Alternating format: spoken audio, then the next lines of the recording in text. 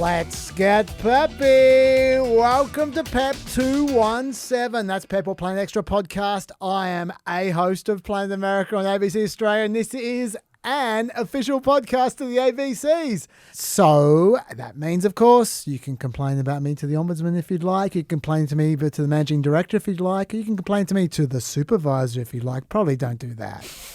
I'm getting along very well with the supervisor. I don't want to mess it up, please. It's only been 3 weeks.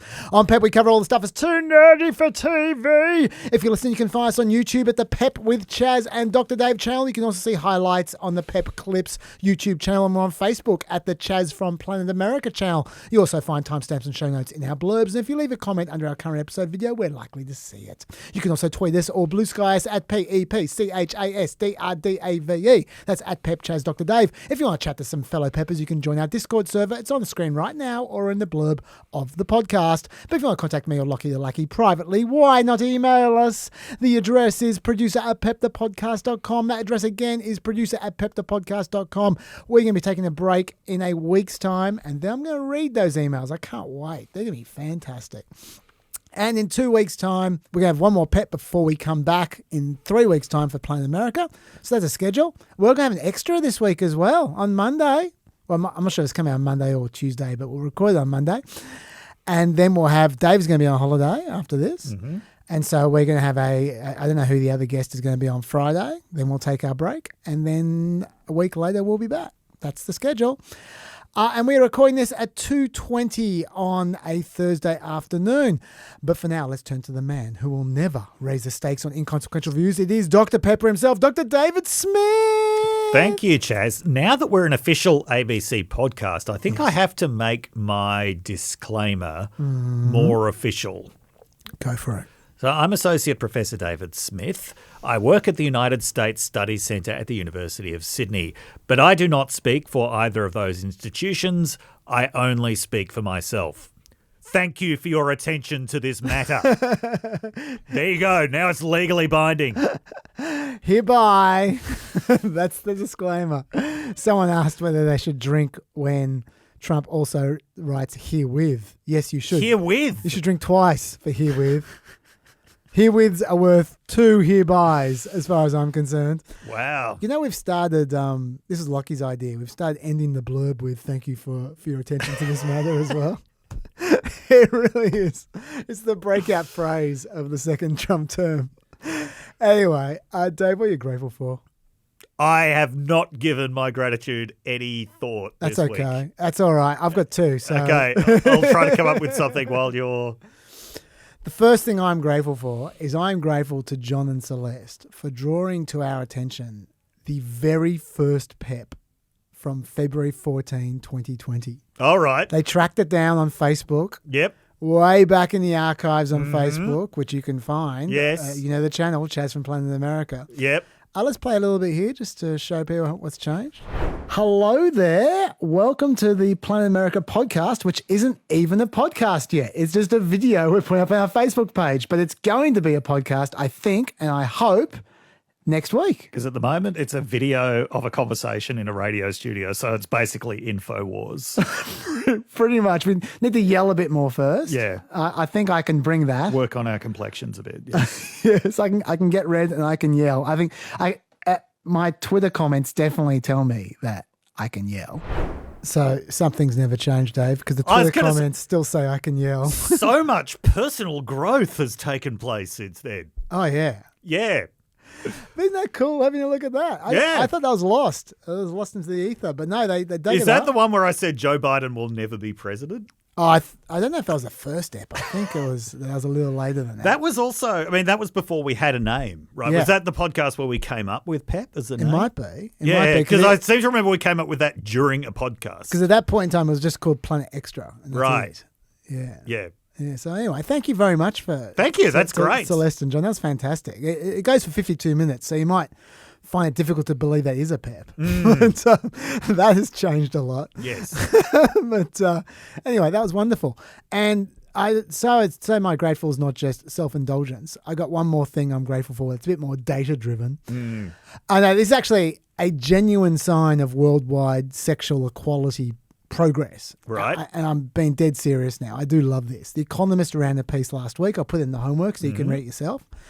That for whatever reason, the natural rate of births is about 105 boys for every 100 girls. Mm-hmm. Now, if I was you, I would have turned that into a trivia question, but I'll just put it out there. 105 boys for 100 girls. That's just how it works out. There's speculation that's just because of evolution, because males have a higher mortality rate. Who knows? Whatever it is, it's a fact. Mm-hmm. Still, things have changed as parents were handed the ability to select sex primarily through ultrasounds and abortions. Right, yes. And from 1980 onwards, you saw all of a sudden a bunch more boys being born than girls. Yeah. It's no surprise how that might have happened. Yes. It's no mystery. Yep. And if you have a look at the numbers, about 50 million fewer girls have been born since 1980 than you would expect, given the natural course of events. Okay. So we're talking about 50 million, not just abortions, but extra abortions of girls than boys. Okay. Right? The worst year, in case you're interested, was 2000, when 1.7 million more boys were born, this is worldwide, than should have been. Yes. Which, of course, means in 2000, probably 1.7 million extra girls were aborted. But in 2025, that extra figure is only 200,000. Wow. And it's getting pretty damn close to zero. Okay. And that's there's a graph I'll show you. If you have a look at the graph, it's really crashed in the last few years. Right. Number one. Like, it's just the last 3 or 4 years that's really dropped off. Although it started dropping off about 10 years ago. Yep. Also, if you look at the graph, it's clearly primarily a China and India thing, but not exclusively a China and India thing. It's just they dwarf the graph because they have such big populations. Yes. But in terms of ratios, it's actually South Korea was the place where it was happening most of all. I should have made that trivia question. But in South Korea between 1985 and 2003, the share of women who felt it was necessary to have a son has fallen from 48% to 6% of the population. Right. Like, so basically in the last 30, 40 years, they've had much less of an attitude about this. What it used to be, South Korea used to have 116 boys born for every 100 girls. So they were a big offender in this respect. And bigger families, even more of an issue. Amongst third-born children, there were 200 boys for every 100 girls in South Korea. Amongst fourth-born children, there were 250 boys for every 100 girls. So presumably the reason they were having large families was to have a boy, and so they kind of made sure of it. Yes. But yeah, it's completely reversed. Like I said, in South Korea, it's reversed now. Yep. Bangladeshi women, as far as polling goes, Bangladeshi women now have an almost identical desire for sons and daughters. Yes. Same in sub-Saharan Africa. In Japan, they actively prefer girls. Yeah. In 1982, 48.5% of married couples wanting only one child said they'd prefer a daughter. Mm-hmm. By 2002, 75% in Japan only wanted the daughter if they were going to have girls. Same in the Caribbean. In America, those with only sons were less likely to keep having children than those with only daughters. But now, it's the opposite. And the same in Sweden, same in Finland, same in the Czech Republic, same in Lithuania, same in Netherlands, same in Portugal. And in America, the desires expressed in IVF clinics and in adoption agencies are increasingly as a preference for girls. Okay. The good news is this is not translating into the opposite problem of all of a sudden aborting boys. Right. It's just they've kind of chilled out about the sex selection, which is nice. And also it's not translating into discrimination against boys either, which is nice. But at the very least, there's a strong sign there in people's actual preferences, data-driven preferences, that the hang-ups about girls are either on their way out worldwide or possibly over completely. And for that, I'm grateful. There you go. And thank you to The Economist. Look, I still can't think of a grateful, so I'm going to give you a trivia question instead. Okay. One for everybody. I'll be grateful for trivia. Since we will be talking about nuclear weapons this week, let's talk about the only world leader who ever ordered the use of a nuclear weapon in war. We're talking Harry S. Truman. We are. What did the S stand for? I know this one. The S stood for S. That's exactly right. In Missouri, apparently it's a bit of a tradition that people had middle initials that didn't stand for anything. So, yes, the S stands for... Well, okay, that's obviously a bit easy. Let's have another one for you and for the Peppers. By the way, that's a tradition that continued through to Australia through Oswald Q. Ostrich. Go on, sorry, what's the next one? Lyndon B. Johnson. Okay. What does the B B? stand for? That's Baines, isn't it? That is Baines. That is not based. We're not talking about that. That Dave discovered. See, I know you guys are as amused as I am by the strange things that Dave doesn't know because he's so academic. He only focuses on certain things. So, for instance, Dave often doesn't see these people on TV. That's right. This is the first time I'm hearing their voices. The first time I heard RFK's voice was in this podcast. Exactly. And he reacted in an inadvisable way. A way I'm glad we weren't on the ABC at the time. Yeah.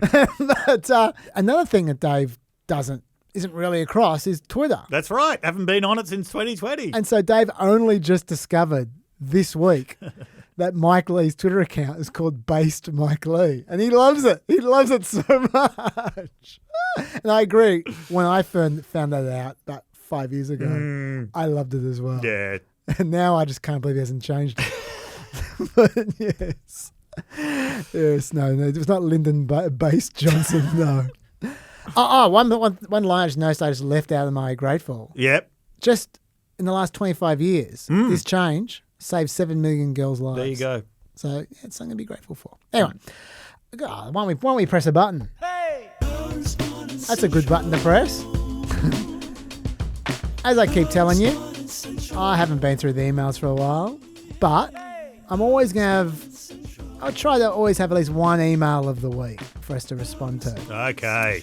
And or at least a comment. And we are getting really close to a full comment correspondence suite, by the way, guys. It's coming any Yeah, sure. Yeah. Infrastructure week.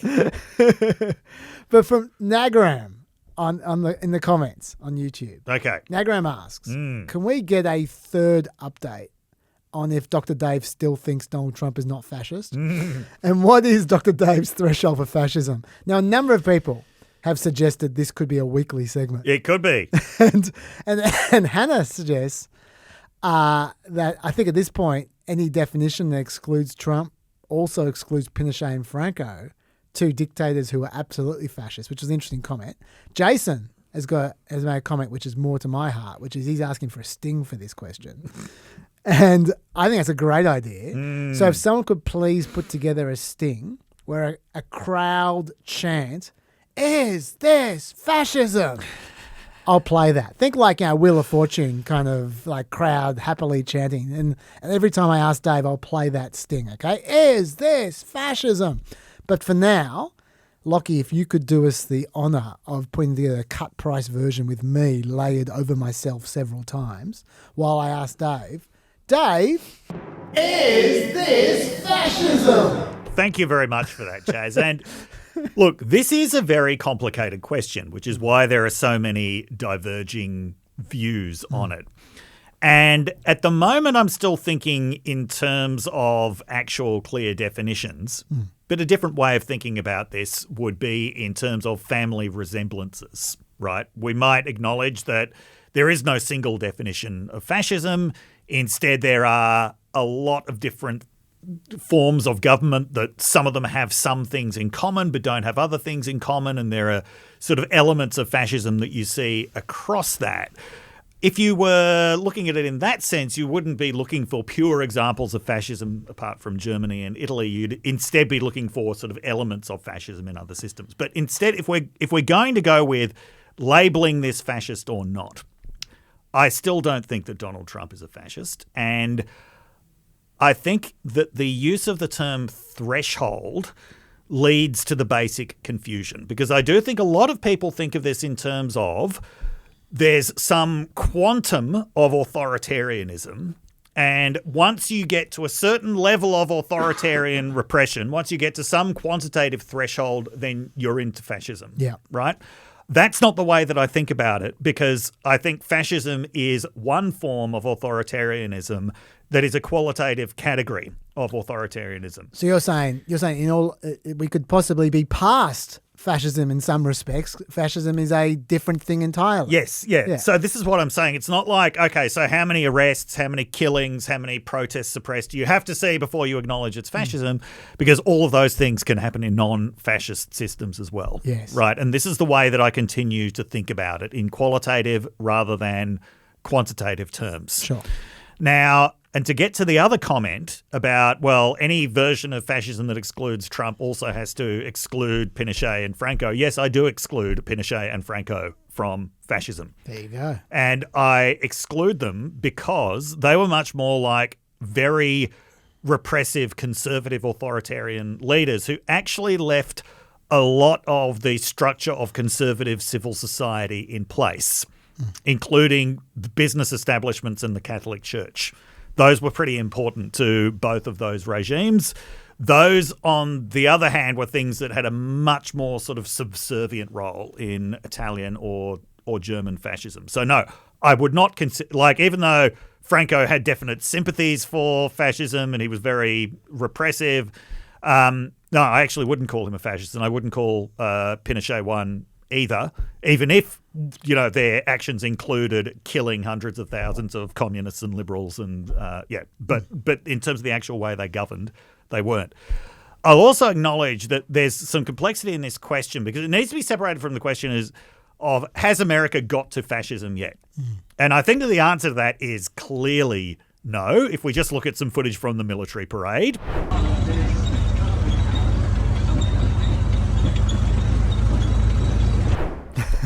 That is not what a fascist military parade looks like, okay? Yeah. It's just not.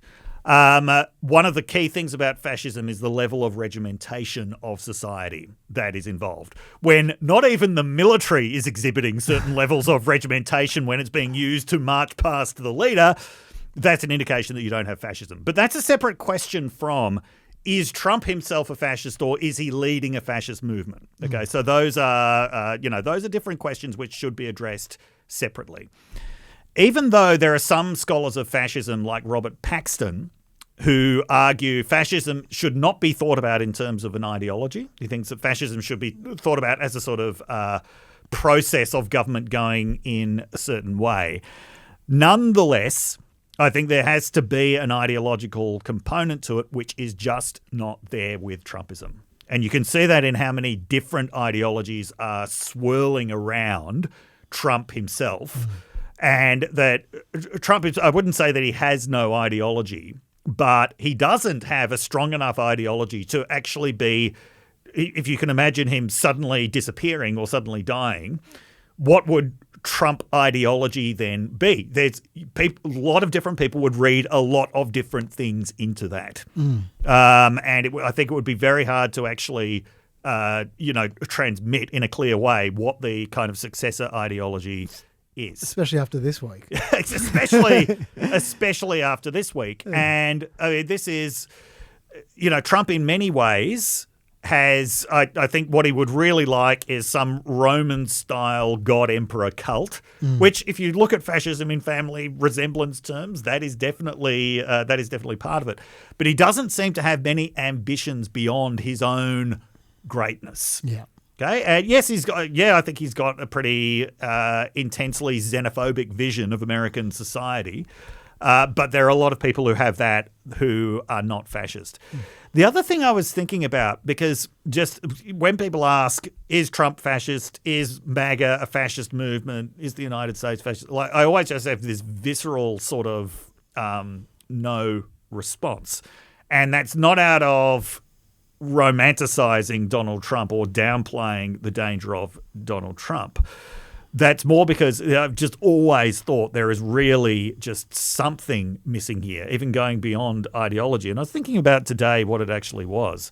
The classic fascist movements, one of the things that they had in common was from the very beginning, they had a militia, that they had a paramilitary group that had sworn allegiance to the leader that was separate from and above the military. Okay, so in Germany, this was the SS. In Iran, I wouldn't call Iran a fascist country because of the Islamic elements of rule, which is that's a separate kind of ideology altogether. But Iran is a lot closer to fascism than the US is. In Iran, it's the Revolutionary Guard. Yep. Okay? Now, these are actually very important, right? And this also has something in common with the Roman God Emperor system, the Praetorian Guard. It's the idea that you have this really elite, violent force that is actually above the military and separate from it, that is only loyal to the leader, and that part of its role is enforcing the leader's ideology. I know you're going to suggest ICE. No, I'm going to suggest those boats with flags. Those Trump boats. I'm scared of those guys. Yeah, look, I mean, I think there are people who would like to be fulfilling that role. Yes. But once again, it's the lack of discipline. It's the lack of regimentation. Yeah, that's fair. Yeah. It's, you know, this paramilitary can't be outfitted by Cabela's, right? But in all seriousness, though, yeah, ICE is on its way.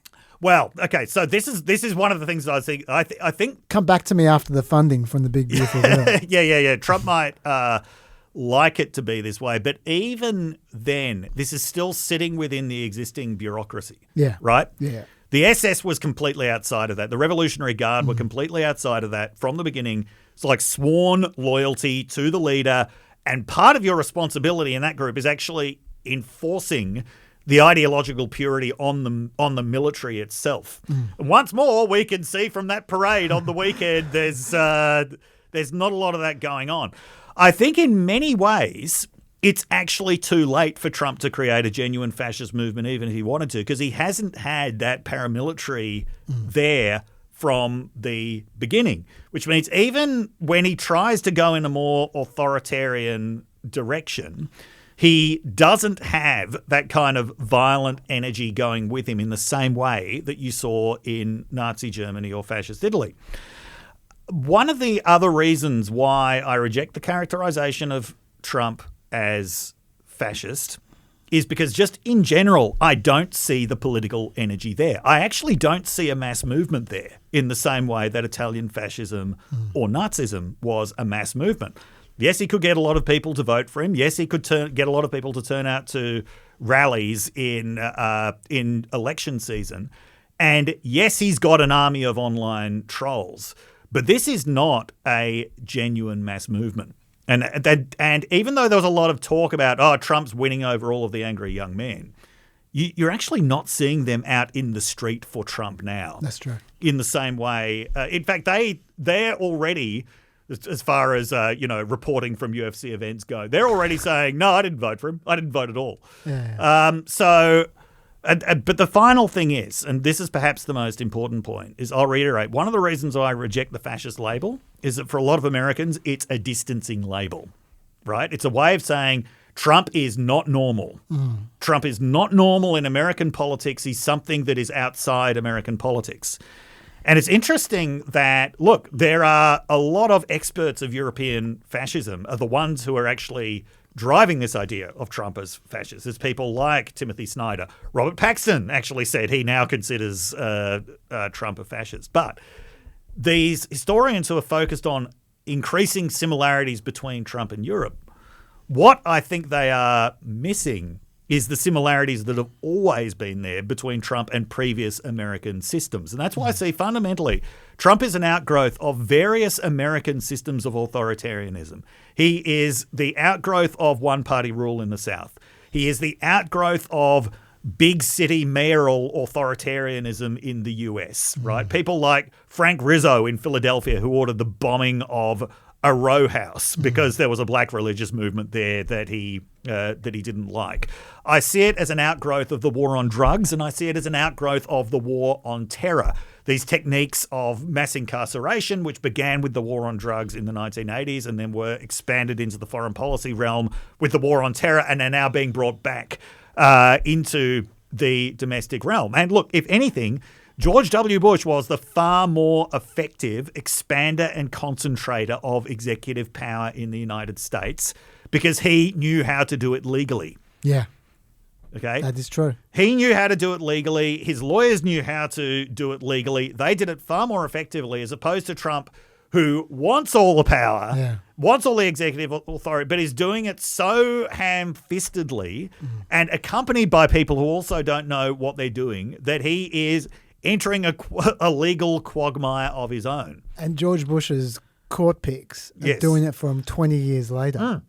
Whereas Trump's court picks are fighting against it. Yes. Yes. One of them is. Yeah, now, look, I don't know if people are going to find this a satisfactory answer because there are always these resemblances that you can point to. But that's why I'm still rejecting the fascism label for Trump, even though I acknowledge that there are genuine experts of fascism who are applying the label to Trump. That's okay. I'm sure they're peppers. They'll take notes.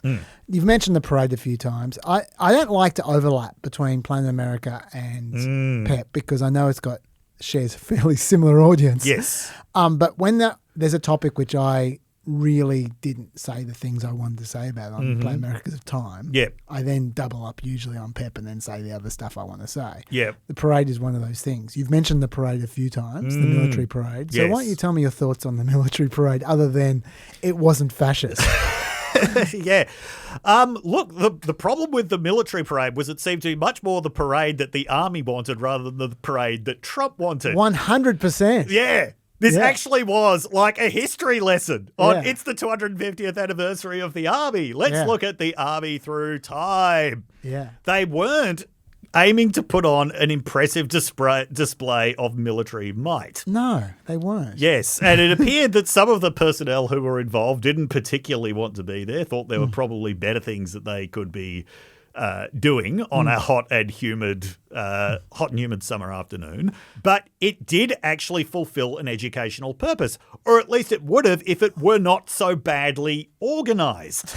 Yes. A lot of people who went to the parade, who wanted to see the parade, who wanted their kids to see the parade, didn't even get to see it because they were ushered by organisers into the wrong entrance. I know. Yeah, like people talk about the attendance, and yes, the attendance might have been low anyway. But you really do need to take into consideration the fact that people were ushered into an entrance which wasn't an entrance. Yes. And like 15 minutes walk away was the actual entrance. Yes. So they ended up having, it looked like about 100,000 people, apparently the experts suggest. The White House said 250,000. I don't think so. Bullshit. but yeah, that was just terribly organised. Yes, and the parade also started early in order to beat the storms that were coming. Look, my favourite bit was the soldiers walking down the street. We cannot use the word march to describe what they were doing. To the soundtrack of Fortunate Son. Well, this is the thing. This goes to what you just said. Yes. About the fact that this was what the military wanted to do. Yeah. So many people have made the point going, Fortunate Son is an anti-war song. You guys idiots? Yeah. No, they're not. Yeah. They clearly picked it on purpose. Yes, absolutely. Because they're not pro-war. No. They're pro-America, not pro-war. Yes. And that was part of the vibe. Yes. I just thought, good on you. Yeah. I had no problem with that at all. It's actually, I wanted to ask you about that. Yes. We got some footage of some of the inverted commas marching. Yeah. Let's have a look at some of that footage there. Mm-hmm. And let me ask you, on the internet, there was a lot of talk about this. Yeah. Okay, so this is the Green Berets, inverted commas, marching. Now, they're not marching. They're sauntering. They're ambling. They're not... Yeah, look, it still requires a bit of bodily discipline to do that. Does it? Yeah. Well, look, it certainly wasn't awe-inspiring or mean. No. They look friendly. They look like they're having a good time, just shambling along, right? Now, a number of people had the same take about these guys. Cole Kalinske, for example, tweeted out, "I really thought Trump's police state parade would look fascist and scary. Instead, it's just humiliating. Are the soldiers marching like this as a low-key you to Trump?" And that's my question to you, Dave. No, I don't think they are. I think they're marching like this because of the fact that they don't want to present themselves as being in some way above the rest of American society. I agree 100%. I think that they want to say, look, when we're marching down a civilian street, we're going to do it with some decorum, but we're not going to march through it as if we're an occupying army. Yes. Yeah, I mean, look, obviously they can march that way if they want Yes. to. Even school cadets know how to march like that with the arms swinging and all the rest. But I like that they're just ambling along like normal people. Yes. And they're smiling and waving from tanks. I like that. Yes. I know Trump didn't like that. No. But I actually think it's meant to be a celebration of the army. Let them celebrate. Yes. People were worried it was going to be a fascist march.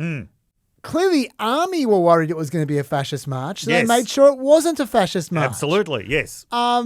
It's I don't think it's meant to be an insult to Trump. No. I think it's meant to just be PR. Yes, yeah.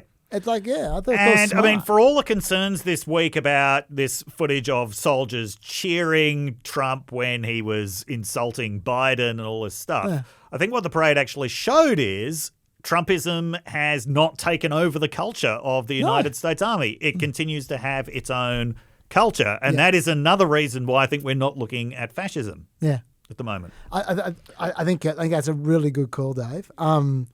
I can't emphasize enough that people are trashing this parade. I mean, look, there was some lame stuff. Like, I mean, I've got footage of the drone guy who was definitely the lamest bit.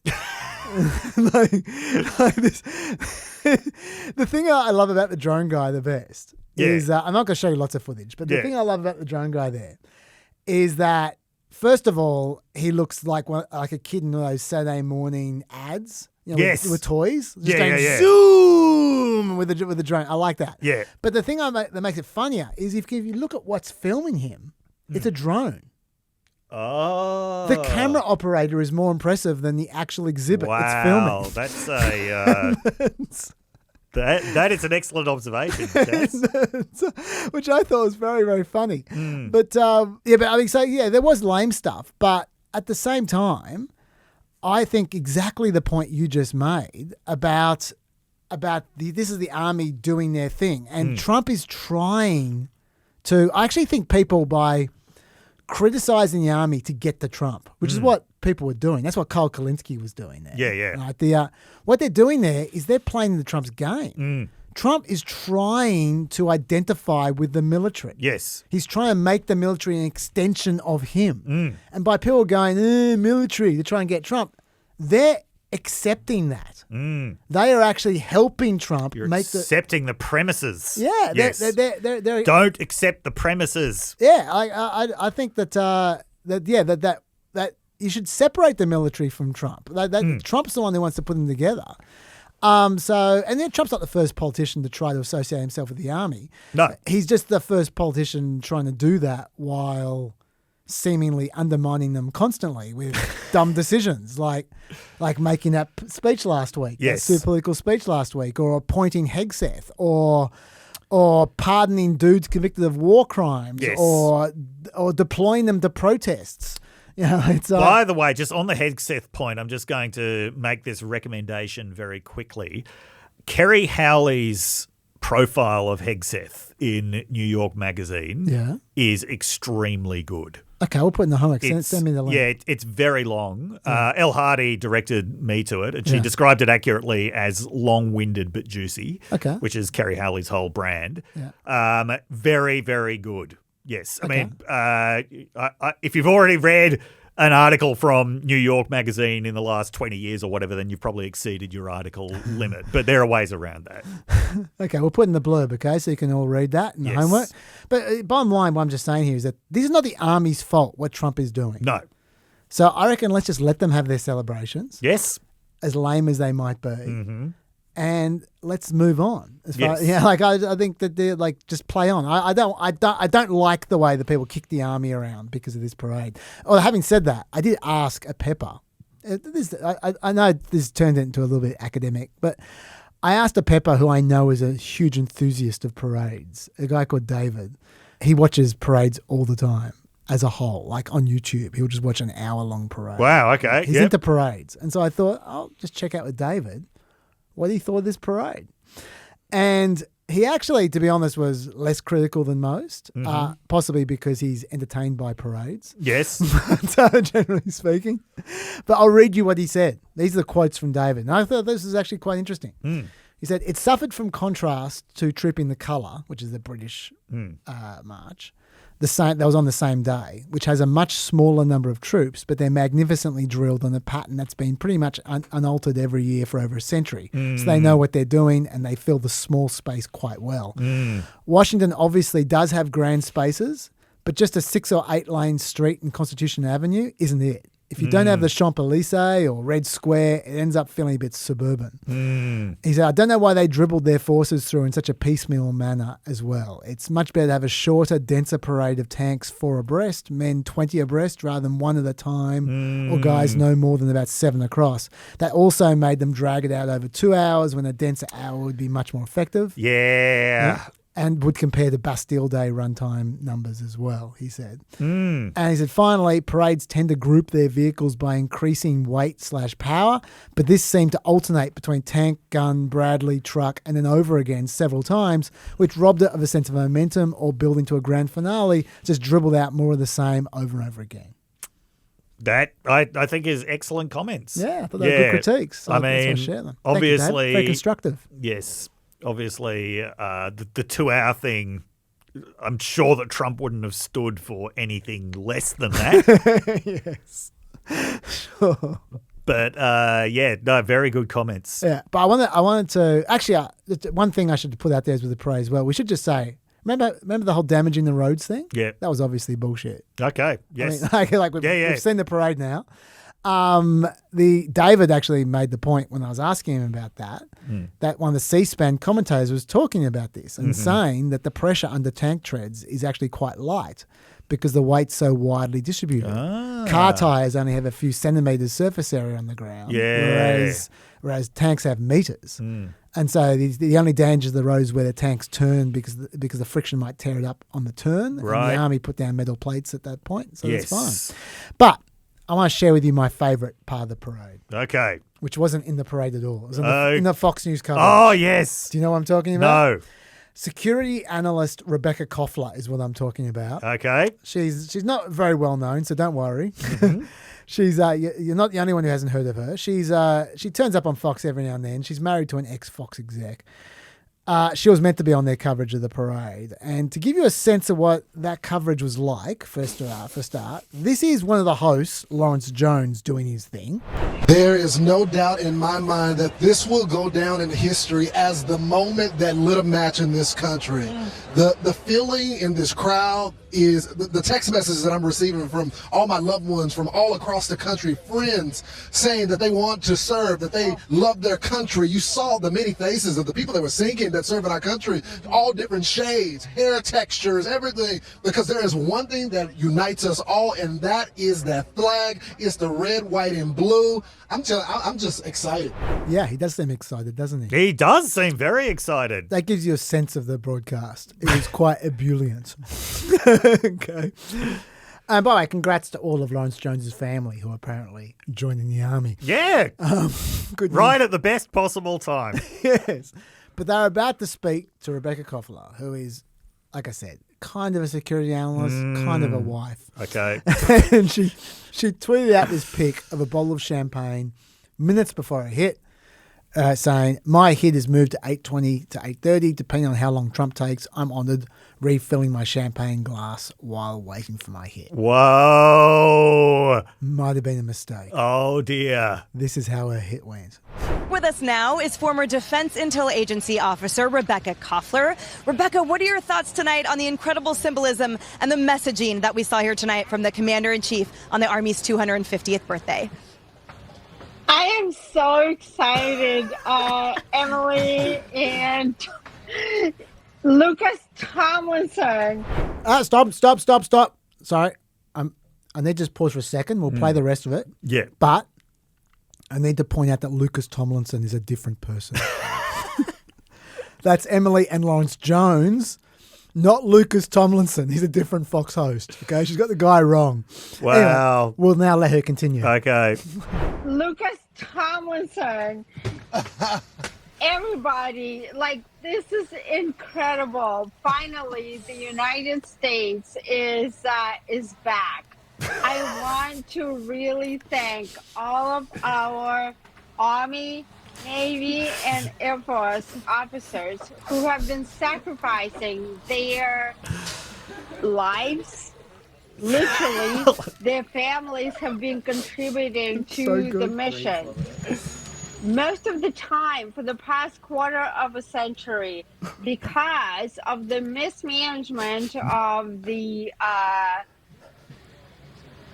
administrative states, they've been fighting these foreign wars. But with our new in-chief, Donald J. Trump, they're prioritizing America first. And I want to thank these officers for all of these sacrifices and all of the hardships that their families have been doing. Lawrence Jones, you are doing, you're rocking, man. Like, you guys are incredible. Lucas, thank you. I want to thank... Thank you so much, Rebecca. Thank you, and thank you for your service, too. Well, our final thoughts on this historic and patriotic celebration when we return. Can't wait. Supervisor, let's get her on ABC News right now. We need to spice up this network. That was pretty good. I am lost for words. Yeah. I mean, so was she. Yeah, let me be clear. She had reached that point of drunkenness where words are your enemy. Yes. Let me be very clear. There's nothing wrong with her other than the fact she is very drunk. Okay. They cut her off after 90 seconds. They were trying to cut her off after about 50 seconds. Yes, yeah. Sharp reflexes on their behalf. Should have cut her off at one drink. That was 5 p.m. on Melbourne Cup Day. CBD office worker pissed. Yeah. Now, she copped a lot of shit about that online. So she put out a statement the next day, which we have a clip of. Today, Rebecca Koffler tells Inside Edition, the rumors circulating on social media are false. My interview was cut short due to intermittent internet connection at my home. Sadly for her, her internet connection was way too good. Wow. We saw every moment of the hit. But her tweet dealing with this is even better. I want to read you the entire tweet. Okay, yes, this please is pretty do. special. Yes. I'm going to read all 8 points. Okay. Oh, wow. Political warfare alert. 1. Now the propagandists came for me, aiming to silence me as I speak the truth, exposing warmongers and corruption. 2. Allegations against me related to my Fox News appearance, hashtag Trump Parade, are false. 3. Truth. Audio, video during military parade were corrupted due to intermittent, slow internet connection. 4. Yes, I did post champagne photo. This was a joke, intended to boost viewership. 5. Neocons leftists cannot beat me on merit in a candid debate, so they deploy political warfare at me, as they do against President Trump, others. 6. Propagandists are afraid of me, my analysis. 7. I'm not afraid. We'll continue to speak the truth. 8. God bless. God will shield us from evil. Thank you, my followers, for your support. So, you see what happened? Yeah. Was the propagandists and the neocons were scared of her truth bombs about who the male host of the parade coverage actually was. So they had to take her down straight away with these cruel rumours of her being drunk. Anyway, so that's my favourite. Okay, so just a few points. Yes, 1, please. Usually people blame this on medication. Yeah. When people are obviously pissed, they blame it on unfamiliar medication or something like that. So I'm glad that she didn't go that route. Now, the intermittent internet connection, obviously that's not very convincing. Like that wouldn't account for the fact that her hair was hanging over her eyes. Yes.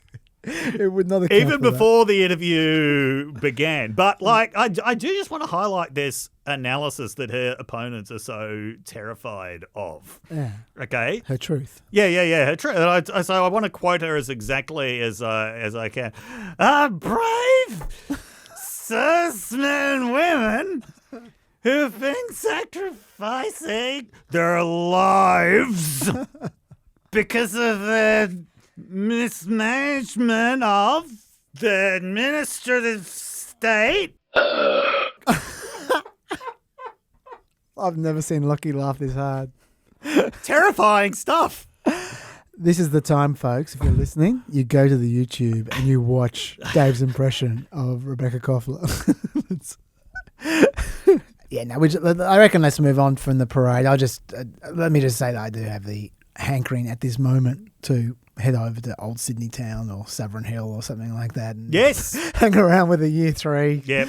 A year 3 class doing a school excursion after spending so much time thinking about the parade. Yes. But before we go off onto the completely different topic, we should mention No King's Day Yes. because protests don't seem to get a look in anymore. No. I showed a great graph on Play America that proves this, which I'll show you guys as well. Yep. From Strength in Numbers and the Crowd Counting Consortium. These are the number of protests first 150 days of Trump's 2 terms. Have a look, Dave. Wow. First term, a lot, like 5,000 protests first 150 days. Mm-hmm. Second term, first 150 days, 15,000 protests, 3,000 as much. Now, that's not accounting for size, but just the number of protests, so many more this time around. You wouldn't know that. No. Because they're just not getting covered. Yeah. Like we're just kind of getting used to it a little bit. And in this case, it was a huge protest. 2,100 protests in the 4 to 6 million range all up, similar to the size of Women's March in 2017. So I think we should just let's acknowledge it existed. Yes. Let me ask you, Dave, does this kind of thing make a difference? Is this the best way to fight for a cause that you believe in? Yes, I think it is. Yeah. And especially, as I've said before, after 6 months of the narrative being Trump is facing no resistance. Yeah. To have this happening on the same day that he's having this, not particularly well-attended parade, I think is very significant. And to get back to something I was saying earlier about the fascism thing, the fact that they chose No King's Day as the title of this, I think that was a significant statement of what they're fighting against.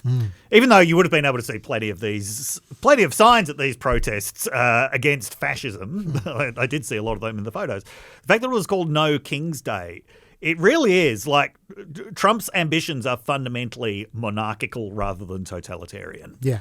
And I think that there's a recognition of that. But it also reaches back into American tradition, right? That the Republic was born out of the rejection of monarchy. That is not just a historical myth. That actually was a serious political principle about not allowing the concentration of too much power in the hands of any branch of government, whether that's the executive or the legislature.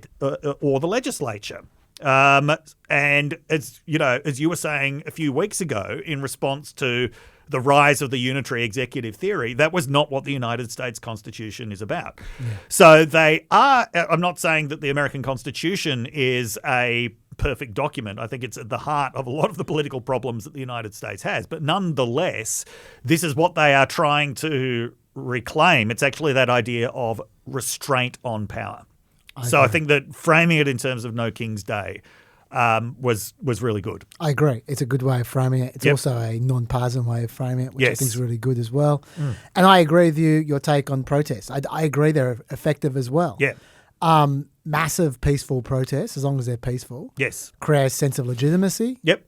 And illegitimacy of other positions. Yes. They create a powerful narrative, especially with this administration, which it clearly worships public opinion. Yes. So I think this is, and Trump of all presidents is likely just to turn on a dime in response to mass public movements.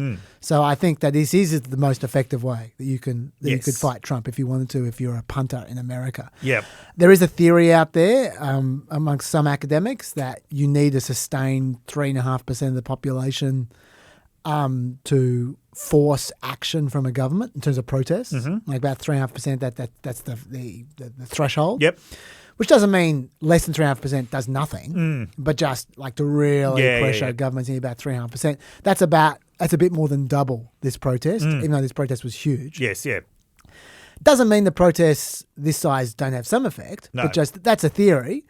Regardless, I think that this is an impressive thing, and I think that they should keep on trying to have more of these. Well, yeah, and it establishes protest as a repertoire of action. Yeah. Right? The fact that this has taken place means it can happen again. Yeah. Interesting aside on protests, I saw a blog which was just talking about protests in general, and it cited polling about protests during the civil rights era, which I haven't seen before, and it was quite interesting. Just before the March on Washington in 1963, that's the I Have a Dream march, right? Yep. They had 250,000 people in Washington on that particular day, so it's a pretty pretty big march. People asked about their feelings about the march before it happened. And you never guess, the favourability of the march before it happened was 23%. That doesn't surprise me, actually. 60% unfavourable. Yeah. Yeah. And white people were asked, all in all, do you feel the demonstrations by Negroes on civil rights have helped more or hurt more in the advancement of Negro rights? 15% said it helps, 85% said it hurts. So that's something to bear in mind the next time you see a poll of people that's negative about protests. Yes. It's they've been more negative in the past with pretty positive results. Yes.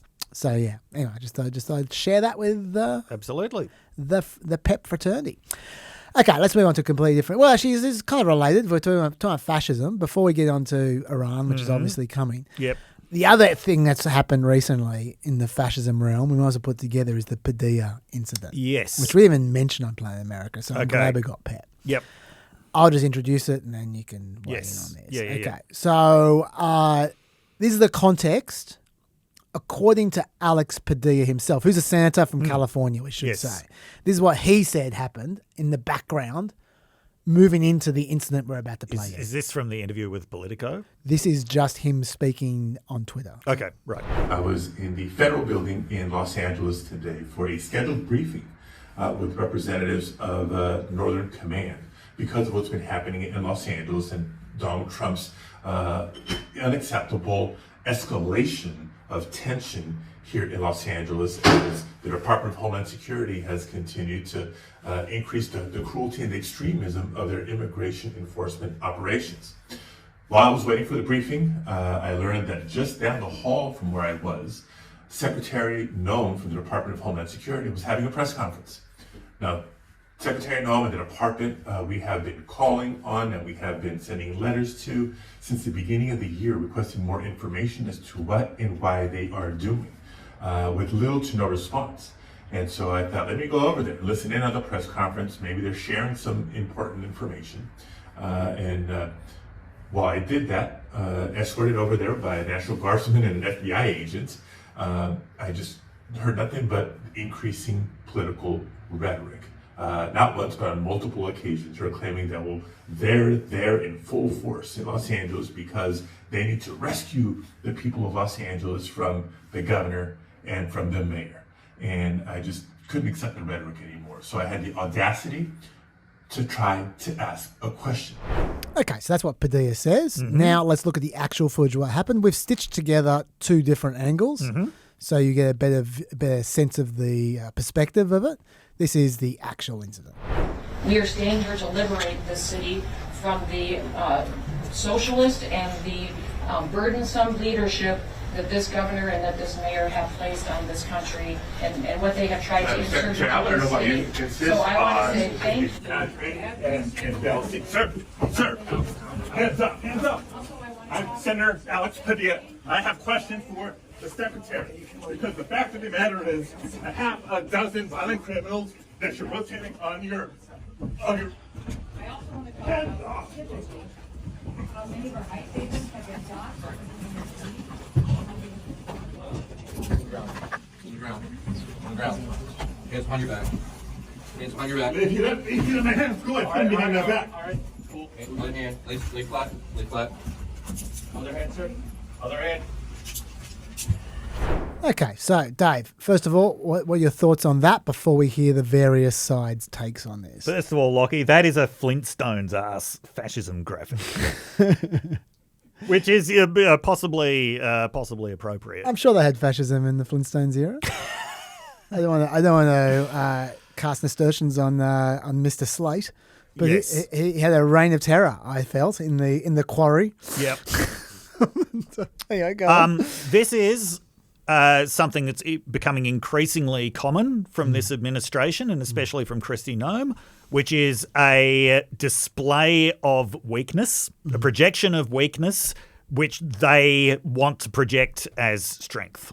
That is absolute weakness when you have to drag a senator out Yeah, get your goons to handcuff a senator at a press conference when you can't deal with it. This is one of the indications that Kristi Noem is incredibly out of her depth. As we said, it's basically a tie between her and J.D. Vance as most accident-prone member of the administration. Her rhetoric about needing to liberate Los Angeles, I could see why Alex Padilla finds that so offensive. At the same time, it's just comical. Like, it is completely laughable, especially given the number of troops they actually sent there. Yes. Like, was it 700 Marines to liberate this city of 14 million people with its police force of like 10,000? Yeah. Alex Padilla comes out of this much stronger. He comes out of this with a much higher national political profile. I mean, as a senator from California, he's already got a pretty significant political profile, but I would have wagered that, this has probably doubled the number of people who now actually know who he is. If Kristi Noem didn't know before, she sure does now. Yes. Yeah. So this achieved nothing for the Trump administration, but I think it achieved quite a lot for Alex Padilla. And yes, this is something that shouldn't happen in a democracy. This is complete thuggery, but at the same time, it's really ineffective thuggery. Yeah. No, I think I probably agree with most of that. Let's hear what Chuck Schumer had to say. Mr. President, I just saw something that sickened my stomach. The manhandling of a United States senator. We need immediate answers to what the hell went on. Gavin Newsom tweeted out, Senator Alex Padilla is one of the most decent people I know. This is outrageous, dictatorial and shameful. Trump and his shock troops are out of control. This must end now. Adam Schiff called for Kristi Noem to resign.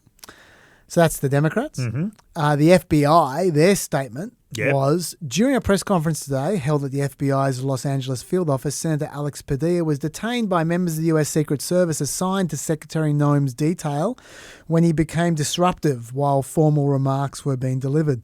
Secret Service agents were assisted by FBI police who were in Los Angeles at this time. Senator Padilla did not identify himself and was not wearing his Senate security pin. Senator Padilla was subsequently positively identified and released. That was one thing I was thinking. These idiots didn't know who he was. Yeah.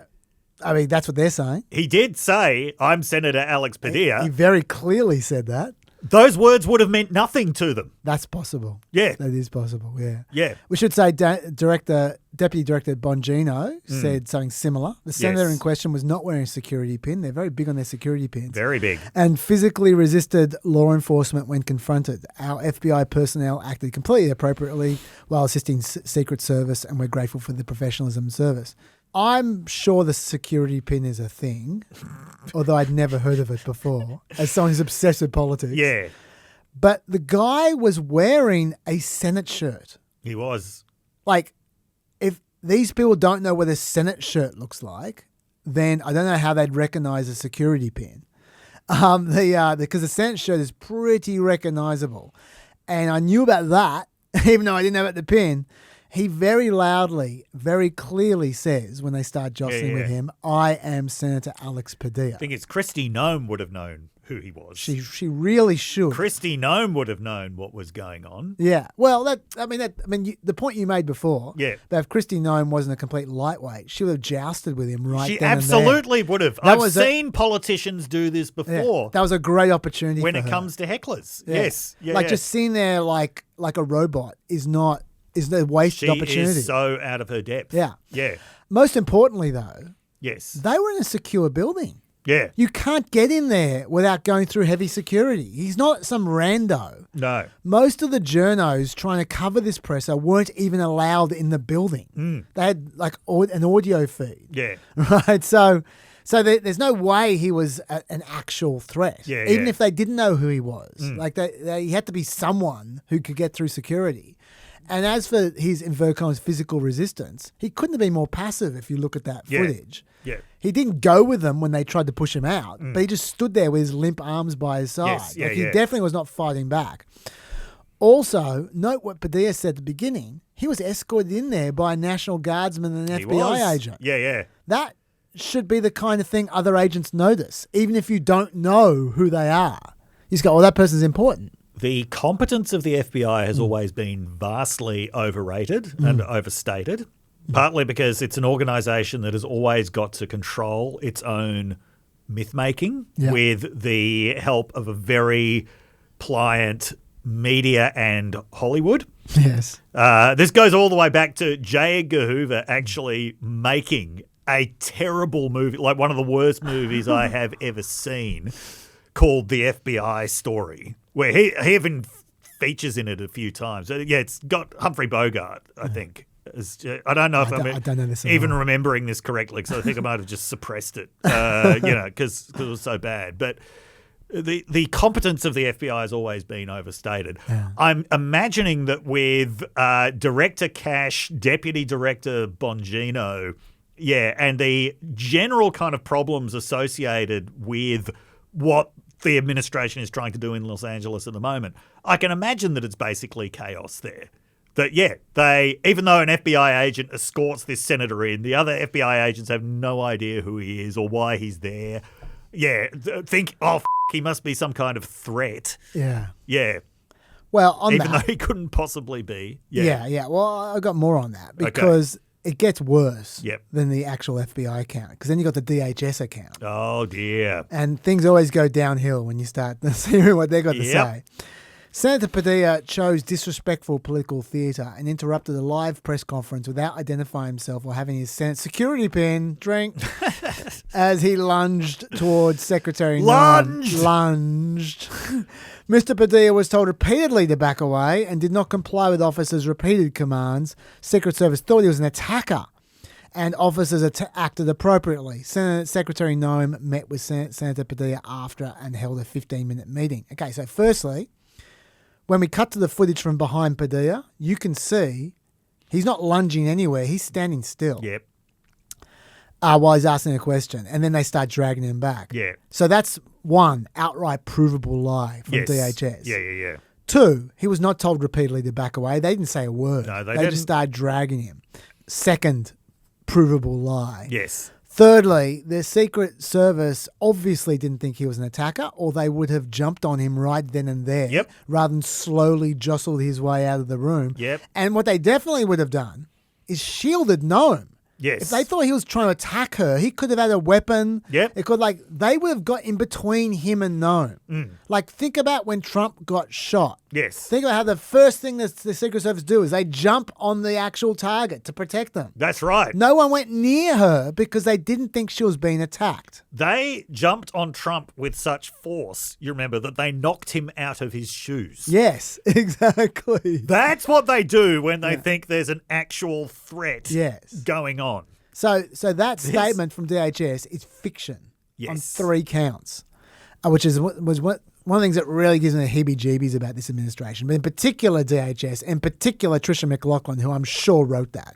She is just the most flagrant, blatant liar. She just does it over and over again, and it's really quite frustrating.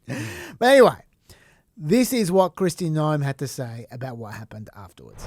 We sat down for 10 to 15 minutes and talked about the fact that nobody knew who he was. He didn't say who he was, that until he was already had been lunging forward and people were trying to detain him for quite a period of time. And that this, we're leaders, we're public servants. And if he had requested a meeting, I would have loved to have sat down and had a conversation with him. That coming into a press conference like this is political theater. It's wrong and it does a disservice to this country and the people who live here. So we sat down, had a conversation. We probably disagree on 90% of the topics, but we agreed to exchange phone numbers. We'll continue to talk and share information, and I think that's the way it should be in this country. I wish he would have acted that way in the beginning instead of creating a scene like that. Yes, if there's one thing that Kristi Noem hates, it's political theatre. Yes.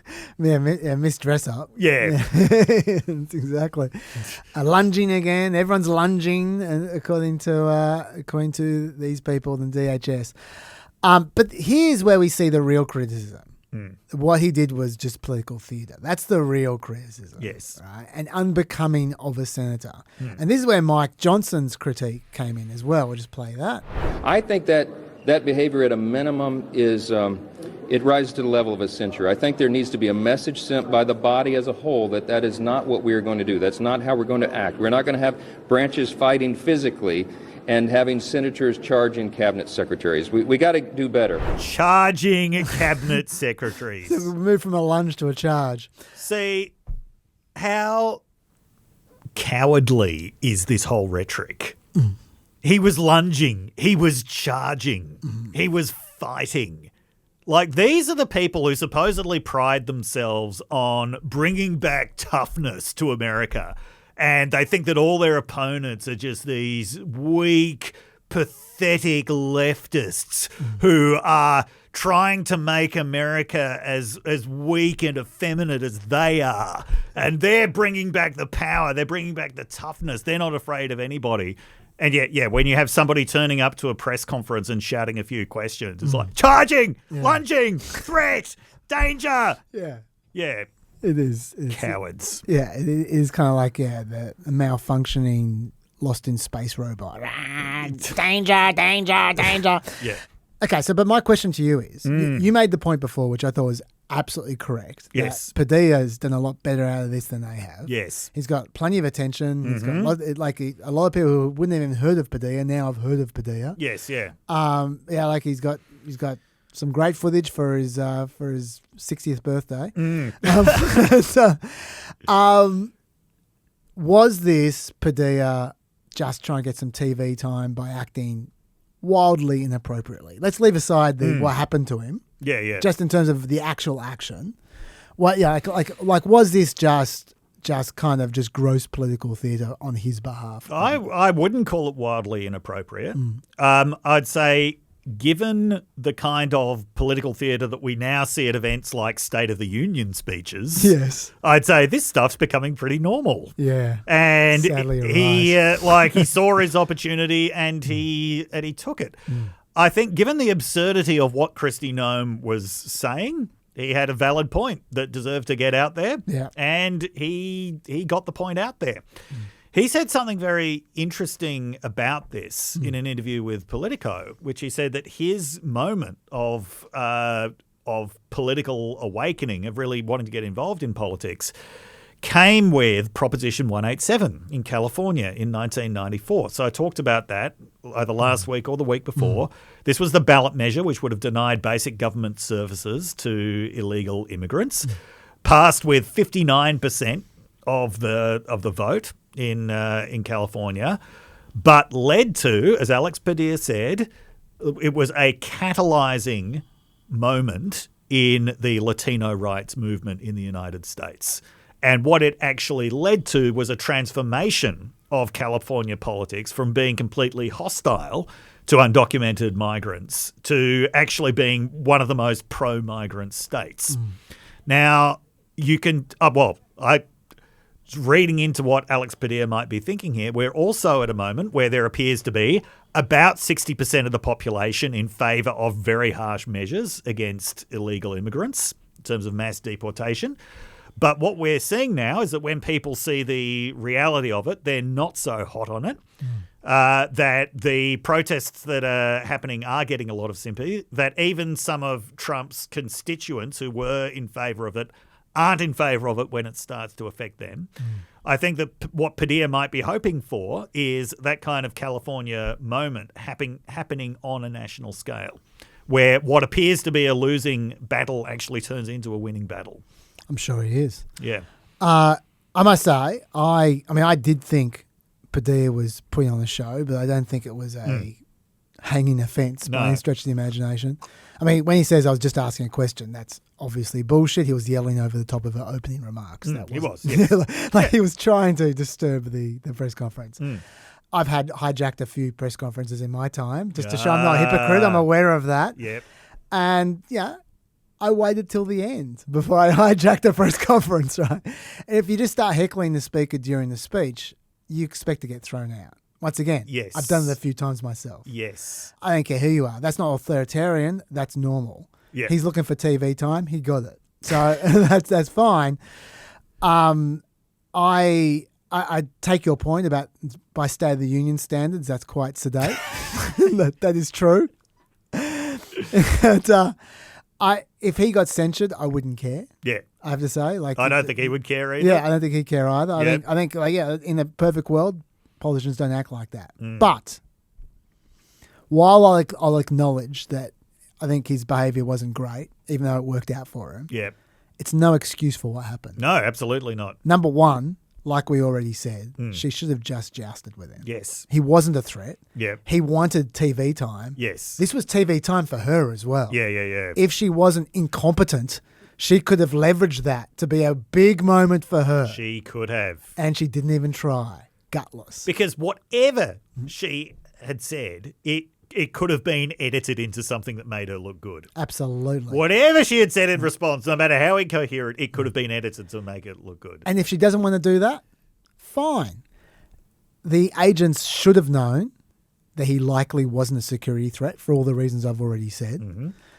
Certainly after he told them he was a senator and was showing no aggressive body language at all. Even if they had no idea who he was, they should have thought this guy's not a threat. And like I said, they acted like he's not a threat. Yes.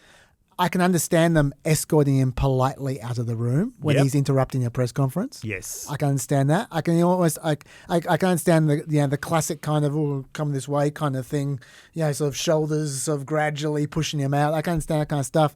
The whole sort of pushing thing they were doing, I didn't like much. But the thing where I really draw the line is when they got him out, put him on the floor, cuffing him, arresting him. That's bullshit. What are they arresting him for? That's complete bullshit. For talking. Yes. Like, what law did he break? Yeah. No matter how rude you think he is, no matter how much of a show pony you think he is, that's not against the law. No. It's not against the law to be rude and a show pony. Like, it's just, I don't understand. I'd love to hear from them what law they thought they were going to arrest him for breaking. Because to me, that looked like just obvious intimidation for intimidation's sake. Which I think is a problem. I think this is something a lot of protesters around the country have been experiencing. Yeah. Right? They're not actually getting arrested for anything. They're just getting handcuffed because they get in the way. And people are getting used to this. Yeah. Because like people are just getting used to, if you get in the FBI's way or ICE's way, you're going to get handcuffed. Yeah. You shouldn't get handcuffed. You know what that is? That's assault. Yes. That's assault that people are just starting to accept.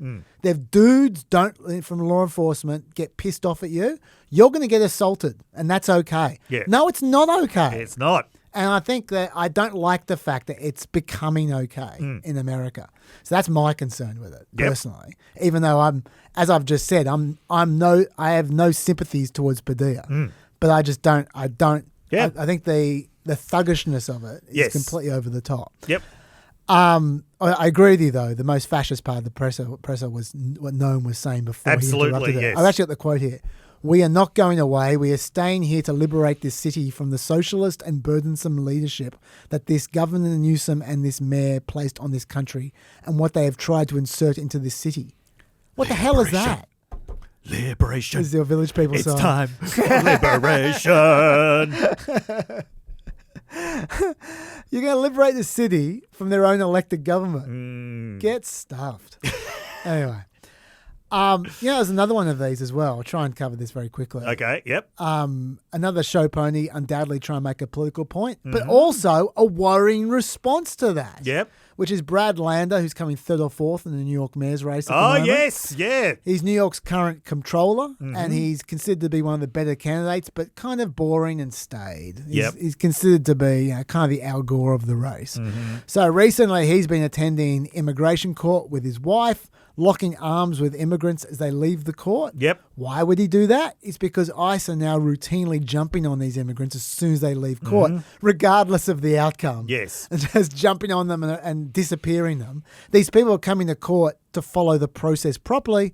Before they've even completed the process, they're basically kidnapped by dudes with unidentified people, out of uniform, wearing masks, bundled off to who knows where, never seen again. This sucks.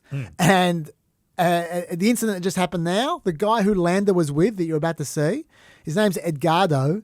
He had his asylum case dismissed, yes, but the judge allowed him to appeal and set a date for July. That's not far off. That's only a month's time for him to come back in July. They set the date of the appeal. ICE don't care. They still jumped on him and tried to deport him. Yeah. Like, they don't care about his appeal. Yeah. They don't care about his rights. The fact he has the right to stay there for his appeal.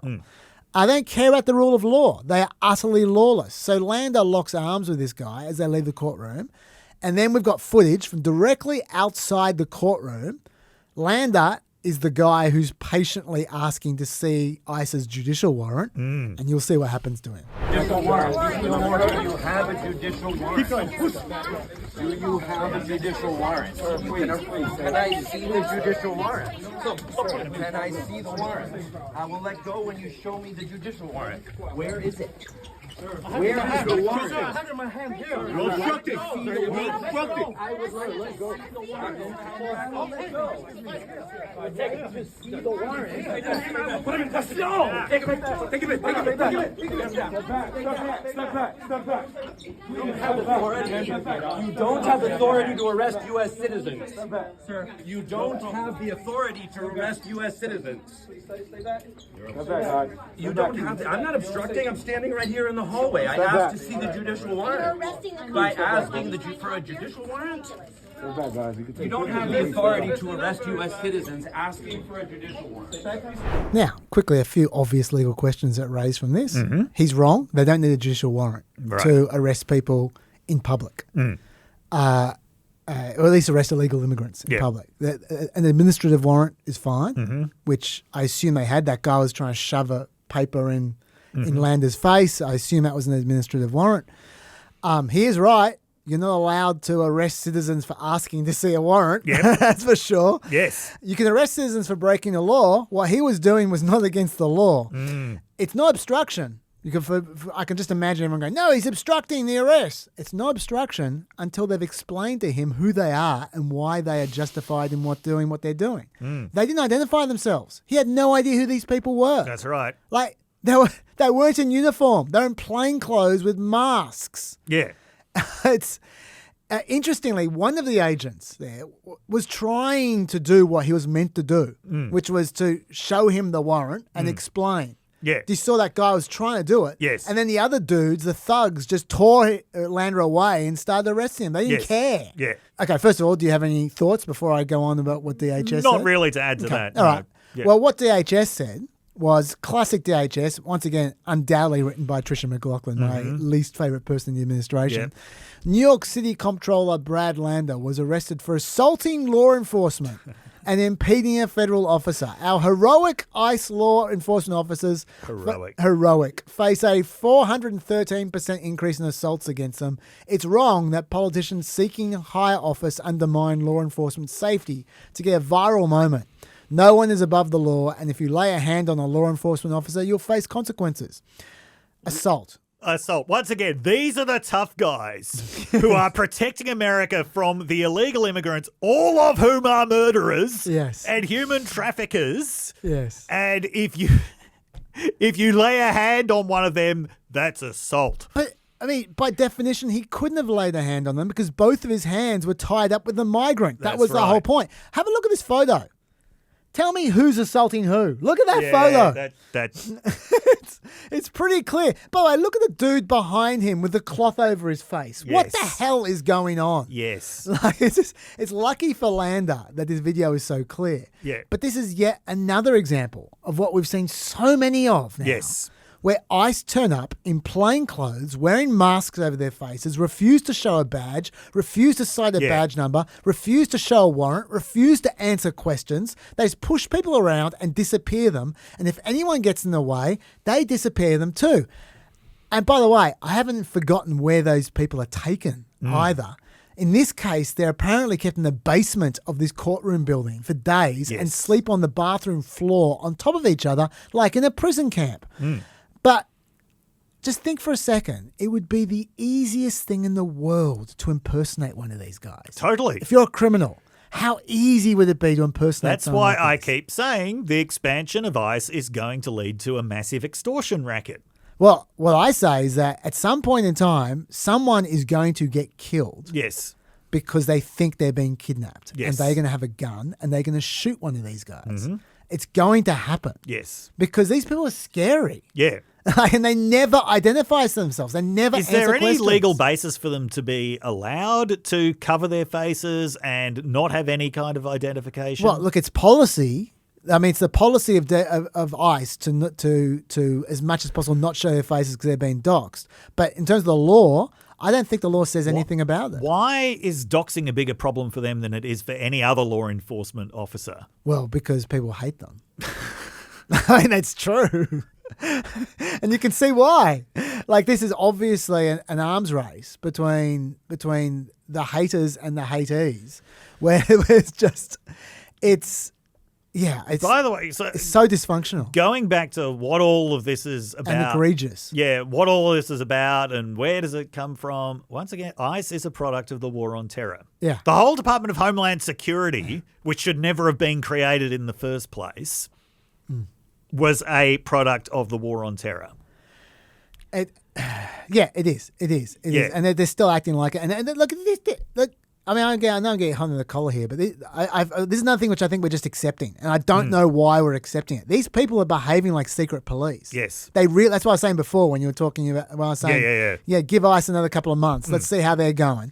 I mean, I've got the footage here. Lockie can insert later. Look how you got my hand. You're twisting that shit. I'm American, bro. Yo, these guys are literally based off of skin color. My homie was born here just because of the way he looks.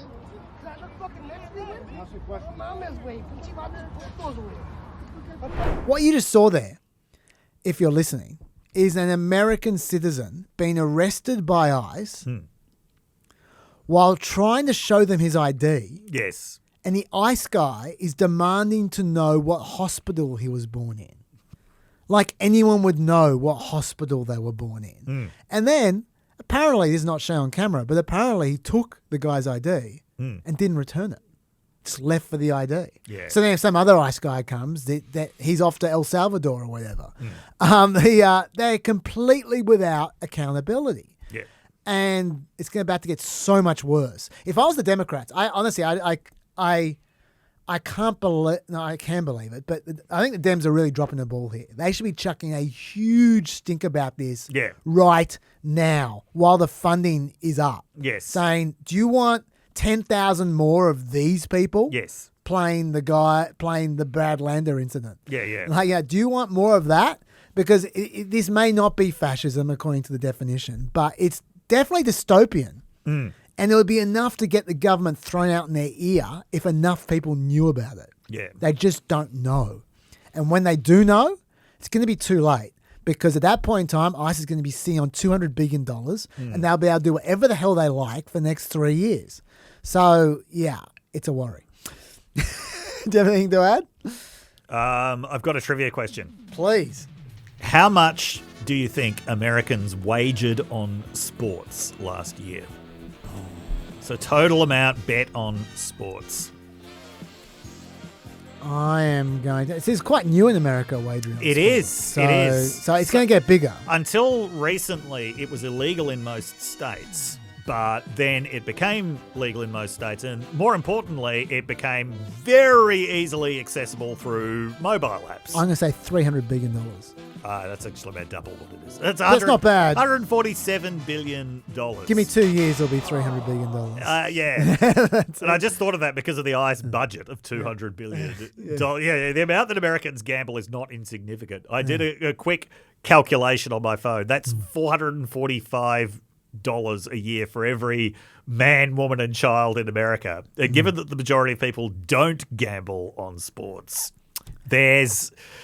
Yeah, I mean, the gambling industry makes most of its money out of a relatively small number of problem gamblers. I was going to say, I'm glad you did the maths for America. I'd be interested in the maths on Australia because I reckon we would do more. Yeah. I mean, every second ad on the AFL is sports betting. So, yes. Yeah. So.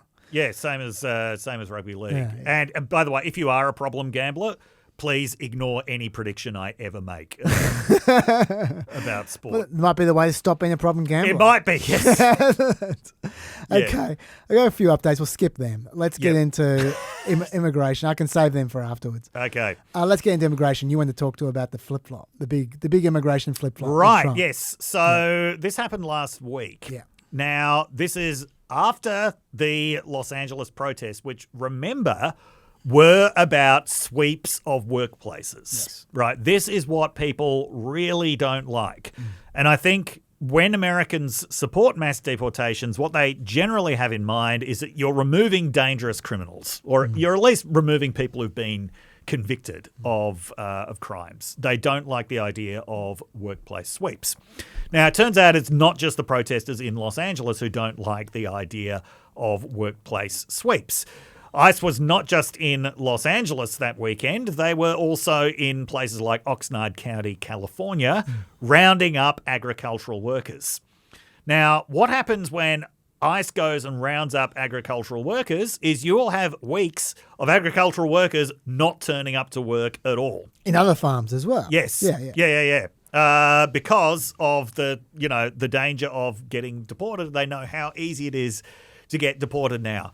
So various lobbyists, various spokespeople, various just ordinary people in rural industries are pleading with the administration to stop sweeps of rural workplaces because according to the National Bureau of Labour Statistics, 40% of agricultural workers in the United States do not have legal documentation. That's a lot. 40%.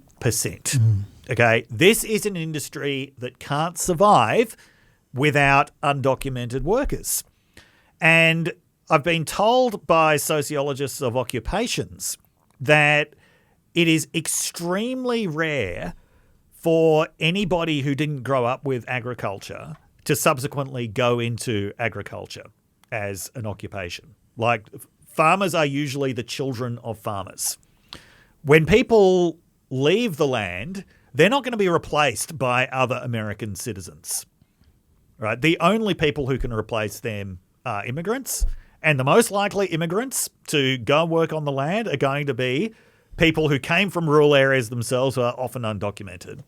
So, 40% of the workforce, that is definitely an industry that, is in really serious trouble if you were to deport everybody. Now, it appears that Brooke Rollins made these points fairly effectively to Trump. She's the agriculture. She is, sorry, I should have explained that. She is, she's the agriculture secretary. Yeah. Trump is aware that this is an important constituency for him. During the last Trump administration, he did provide a lot of support to agricultural industries that were affected by his tariffs or by China's retaliation to his tariffs, as we have often highlighted, spent more on that compensation than they got from the tariffs. Yes. He is sensitive to this, and I think it was late on a Friday night. It was announced that the Department of Homeland Security. I got it here. Okay, yes. Here's the tweet. Yeah. Our great farmers and people in the hotel and leisure business have been stating that our very aggressive policy on immigration is taking very good long-time workers away from them, with those jobs being almost impossible to replace. In many cases, the criminals allowed into our country by the very stupid Biden open borders policy are applying for those jobs. This is not good. We must protect our farmers, but get the criminals out of the USA. Changes are coming. Sorry, just before you go on, the criminals are applying for jobs? Why do criminals need minimum wage jobs? They're criminals.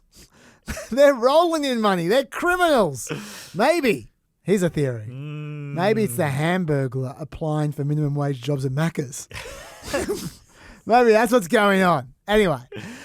Best way to steal all the burgers. Yeah, we've got a clip on this. We can't take farmers and take all their people and send them back because they don't have maybe what they're supposed to have, maybe not. And you know what's going to happen and what is happening? They get rid of some of the people because, you go into a farm and you look and people they've been there for 20, 25 years and they've worked great and the owner of the farm loves them and everything else. And then you're supposed to throw them out. And you know what happens? They end up hiring the people, the criminals that have come in, the murderers from prisons and everything else.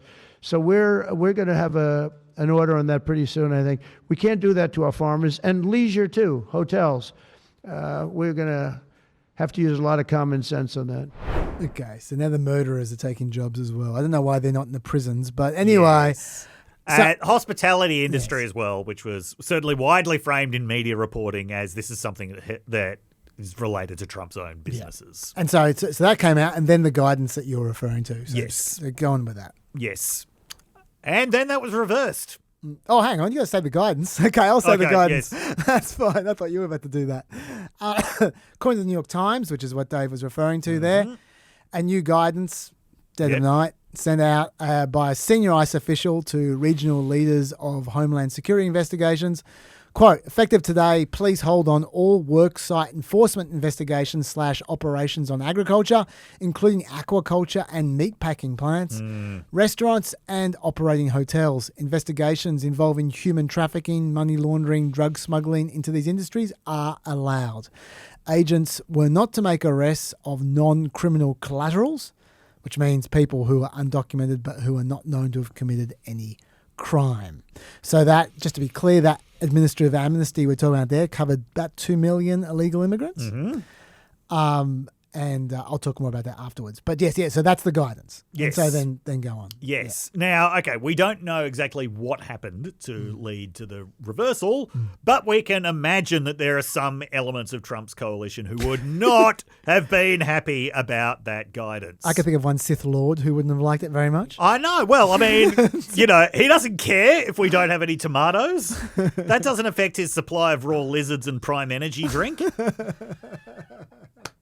So, I imagine that the Steve Miller band probably was back in Trump's ear straight away on this, convincing him that, no, it's actually really important that you have to deport just all of these workers on whom entire industries depend. Yeah.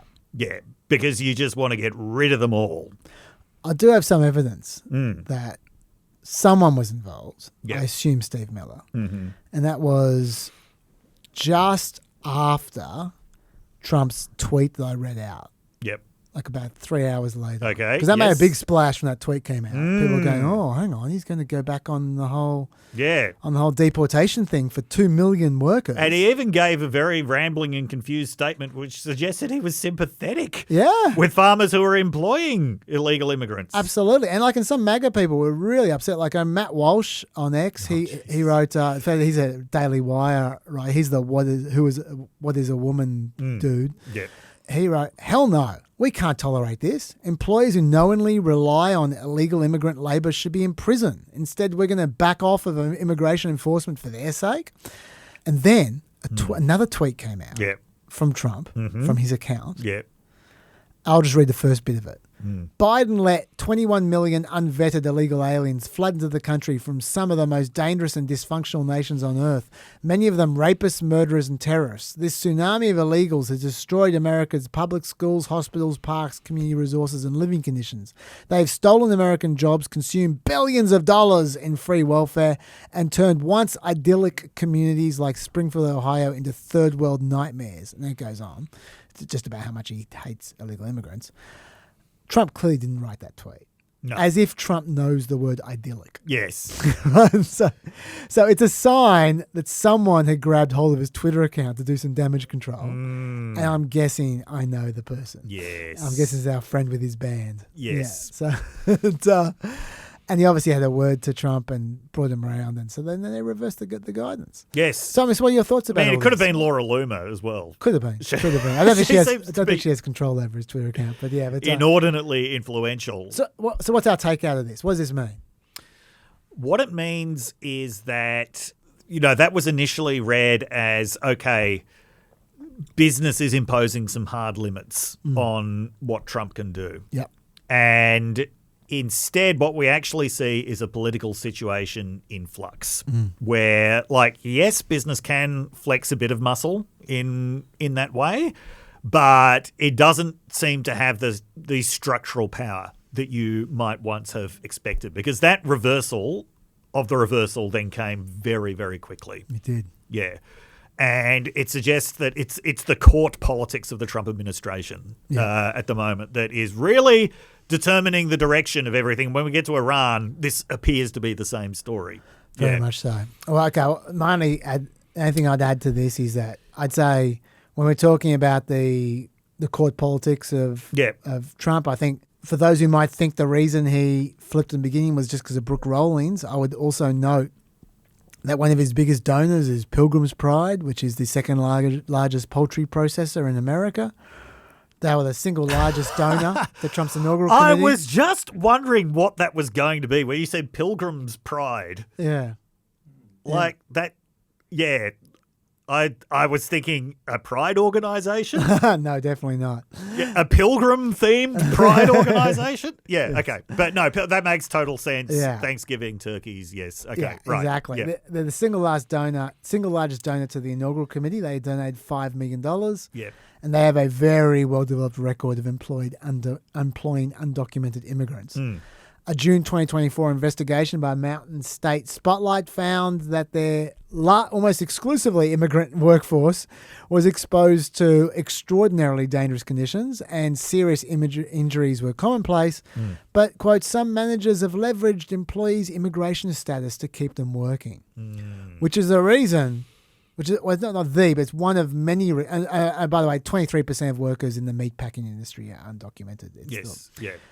This is just one of many reasons why I am how I am about immigration. I've talked about this many times. For those who didn't listen so much last year when I was going on endlessly about immigration, I actually, when it comes to immigration law, you'll be surprised to hear I'm probably tougher than Trump is. I'm just not an asshole about it. Like in that, my take has always been, and Dave can vouch for this, has always been E-Verify, which is you shouldn't be allowed to work in America as an illegal immigrant. You should, like, there are systems that they haven't put enough money into because they don't work properly. But if they did put enough money into it, that could check when you apply for a job whether you are a legal immigrant or not. And if you're not a legal immigrant, you don't get to work. That's not me being cruel because I would let them work as a guest worker. That is what I would do. I don't want to get rid of them. They're performing a valuable task. They're just trying to feed their family. They're helping everyone. Let them do it legally. Right? But then let them have lots and lots and lots of guest workers. Allow them to do it properly. But the system they've got in America where you've just got this huge, like tens of millions of who the hell knows who, I don't think is a very good way to run a railroad. And so try to make illegal people legal as much as you possibly can, I say. And the best way to do that is to make it impossible for them to work when they're illegal. And you throw the employers in jail if they hire people who didn't pass the check. Very simple. They don't like doing that though. They don't like throwing employers in jail. No. And they don't. Job creators. And they absolutely don't like doing what I just suggested. No. Because then you can't exploit them. And because once again, if you do what I say, and you probably raise the minimum wage up from $7.25 or whatever the hell it is to $10 or $12 or whatever. Yep. Then you're not exploiting them. And let them work. If they want to work on a farm, cool. And if a farm can't afford to employ them at $12 an hour, then go out of business. That's how it works. It's real simple. And so it actually makes you really angry, this kind of stuff, because you get all this faux tough guy rubbish, where you treat them appallingly. You get the masked men hauling them around and sending them off to El Salvador and shit. Just have a guest worker program. It's really simple. And just make sure they go through it. Anyway.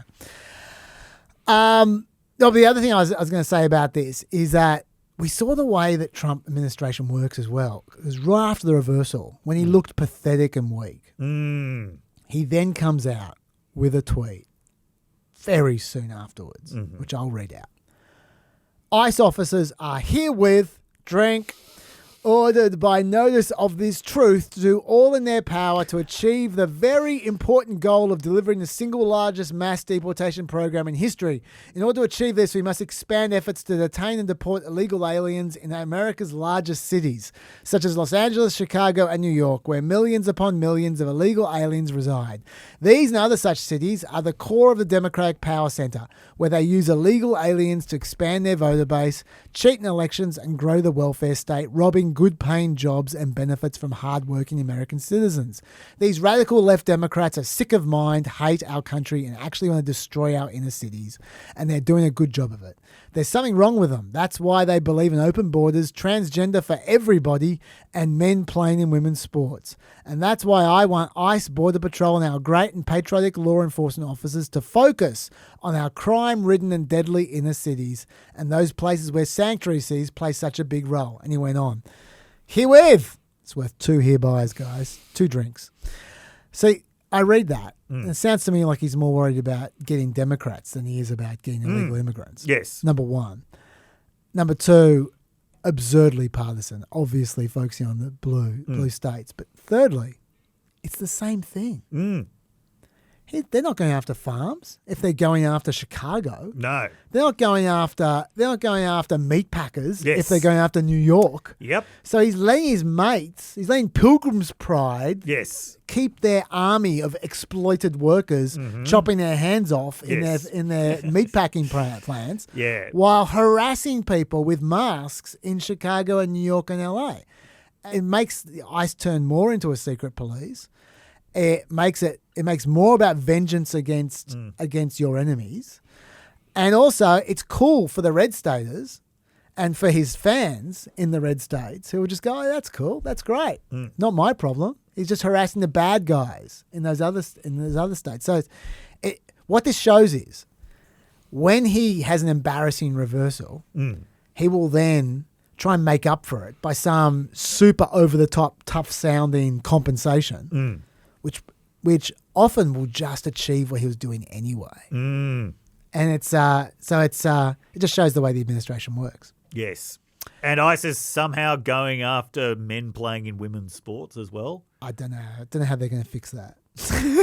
Don't know how ICE, the dudes in the masks, are going to fix that. Maybe they'll play lacrosse or something with their masks. I don't know. Anyway, let's finally get into the Iran stuff, shall we? Okay, yes. I think the best way for us to do this is for you to rub it on a little bit and then me to ask you some directed questions. Yes. You know what my questions are, so yes, you can leave. So do you want to just start just go wherever you want, and then I'll start throwing some questions at you. Okay, so to use the language of the internet, well, that escalated quickly. Yes. So it has now, it's come out in reporting that by the time that we were talking about this last week, American intelligence agencies were telling Donald Trump Israel is going to strike Iran whether we let it happen or not. Yes. Now, I just want to dwell a little bit on this kind of reporting. American intelligence agencies, they're not saying Iran is going to do something. No. They're saying Israel is going to do something. That's correct. In fact, Tulsi Gabbard made the point that Iran has not tried to develop a nuclear weapon since 2003. I have a clip of her testifying to the Senate about this, actually. Yes. Let's just watch that. The IC continues to assess that Iran is not building a nuclear weapon, and Supreme Leader Khamenei has not authorized the nuclear weapons program that he suspended in 2003. That's pretty clear. He suspended it in 2003 on the grounds that there was a religious prohibition against weapons of mass destruction in Islam. Now, we don't know whether Iran will try to develop a nuclear weapon at some point in the future, but I just want to note right there that US intelligence agencies are saying Iran has not tried to develop a nuclear weapon to this point. That's right. Okay. So, as we said last week, Netanyahu has believed this is the window to do it. Because, as we said, there's not much Iran can actually do in the way of direct retaliation against Israel, okay? Especially with the way that Israel attacked Iran. What they have been worried about in the past is retaliation through proxies, through Hamas and Hezbollah, given how decimated they've been. Netanyahu really saw this as the window for attack. He has been asking for this all year. In April, apparently, he was asking the US for access to the bunker buster bomb, the massive ordnance penetrator. and for the only plane in the world that can drop it, which is the B-2 bomber. So that was in April. In April, Trump said no to that. We've seen that throughout May, Trump kept saying no to Netanyahu when it came to attacks. Pointedly did not visit Israel during his trip to the Middle East because Trump wanted a diplomatic solution to it. He wanted to be the deal maker. But as we said last week, there was a serious problem in the negotiations, which was that Iran had basically set as its red line, we have to be able to enrich uranium on Iranian soil. We will commit to never making a nuclear weapon. We will commit to never enriching above certain levels. We will allow the inspectors all the access that you want, but we must be able to enrich uranium on Iranian soil. Even though Steve Witkoff had seemed to be open to that, a couple of months ago, he was no longer open to it, or Trump was no longer open to it by May. Okay, so that's the context. Now, there's been some reporting saying Trump was very impatient with negotiations and he felt that the Iranians were stringing him along. He felt like they weren't serious about a deal. That is rubbish. Iran was very serious about a deal, but they had a hard line that they were sticking to. They were not trying to string him along. They kept telling him exactly what their conditions were for a deal. There wasn't any lack of seriousness there. They weren't doing the stuff that Trump does, which is to make massive threats and then suddenly retreat from them and then go and have press conferences saying he might be open to it and then say something completely different on social media. No, the Iranians weren't doing any of that. The Iranians were very consistent about what it was that they wanted, but he had been persuaded at that point that the American red line had to be that nuclear enrichment could never be allowed on Iranian soil. Okay, so between when we recorded PEP and when PEP was actually released into the world, is the Israeli bombing campaign against Iran began. Now, in military terms, this appears to have been a highly effective operation on many levels. So it turned out Iran had not effectively rebuilt its air defences, and Israel seems to have destroyed most of what was left of its air defences. They also got a lot of the military chain of command. They got a lot of the top brass of the Revolutionary Guard. Basically, that first wave of strikes crippled Iran's ability to either retaliate or defend itself any further. Yeah, they just to put more meat on those bones. Yep. They arranged a fake phone call, setting up an emergency meeting amongst Iran's top 20 military leaders. So they all be in the same room. Yeah. And then they bombed that room. Yes, and those military leaders were ignoring protocols against assembling. Yeah. They'd actually been told not to assemble. Yeah. But they ignored that in response to the fake phone call. Yeah, and so that way no one was alive to give the command to strike back, which is why it took 17 hours for Iran to strike back. Yes, and they weren't able to get a lot of their missiles to the launchers, so what apparently originally they wanted a barrage of 1,000 missiles aimed at Israel. Instead, they got a barrage of 100. Yeah. Yes. Yeah. And that was also partly because as part of the same wave, Yep. Israel went out of their way to try and take out as many of their missile launches as possible. Yes. They claim to have taken out a third of Iran's missile launches in one night. Yep. Since then, they've continued to take out missile launches, but Yep. that was the result. They just had much less firepower to send out. Yep. They should also say the last information I saw, because they've kept on killing commanders one by one. In fact, they're even starting to kill the replacements of the commanders who they killed a week ago. Yep. With car bombs, that kind of stuff, classic sort of Mossad kind of deaths. Mm-hmm. They, last I saw, they've killed 20 senior commanders and 14 of the country's top nuclear scientists. They also killed a bunch of nuclear scientists on the first night as well. Yep. What they didn't try to do is blow up any nuclear facilities on the first night. They were doing, they had a very light bombing on the Tans that did very little. Yep. But they were focusing on the missile launches Yes. and the head of the military. They were focusing on clearing the way for future attacks. Yeah. Which they did with devastating effectiveness. Absolutely. And it wasn't as I said, it wasn't just the Air Force bombing that was doing this. This operation had been prepared for a year. Mossad had been in the country doing the Ukrainian style, bringing in drones, drone parts. All of that was part of it. That meant, when this happened, the leadership of the country was completely unprepared. Yep. A lot of people within the leadership were incredibly angry about the fact that Israel had basically just been allowed to come in and bomb whatever they wanted. A lot of ordinary Iranians were very, very angry about that as well. It made them look weak, and it also led to a lot of deaths. So the official Iranian death toll is 224. Most of those are civilians. Like, yes, there was a lot of military top brass wiped out, but they were mainly wiped out in residential areas. According to the group Human Rights. Yes. Is what you have to say. Yes, they say it's a lot higher. Yeah, they say 639. Yes, yeah. And they say out of the people they've identified, 263 civilians, 154 security force personnel. Because it's in the Iranian leadership's interest to play down the number of deaths. On the other side, Israel have lost 24 people and 600 injured. Yes, yeah. And so it's clear, like, some of the Iranian missiles are getting through the Iron Dome, but they weren't able to do what they would have wanted to do, which was this 1,000-missile attack that would have completely overwhelmed the Iron Dome. As of 2 days ago, they've fired 400 missiles in total. Yes. Yeah, and a couple of dozen got through. Yes. Yeah.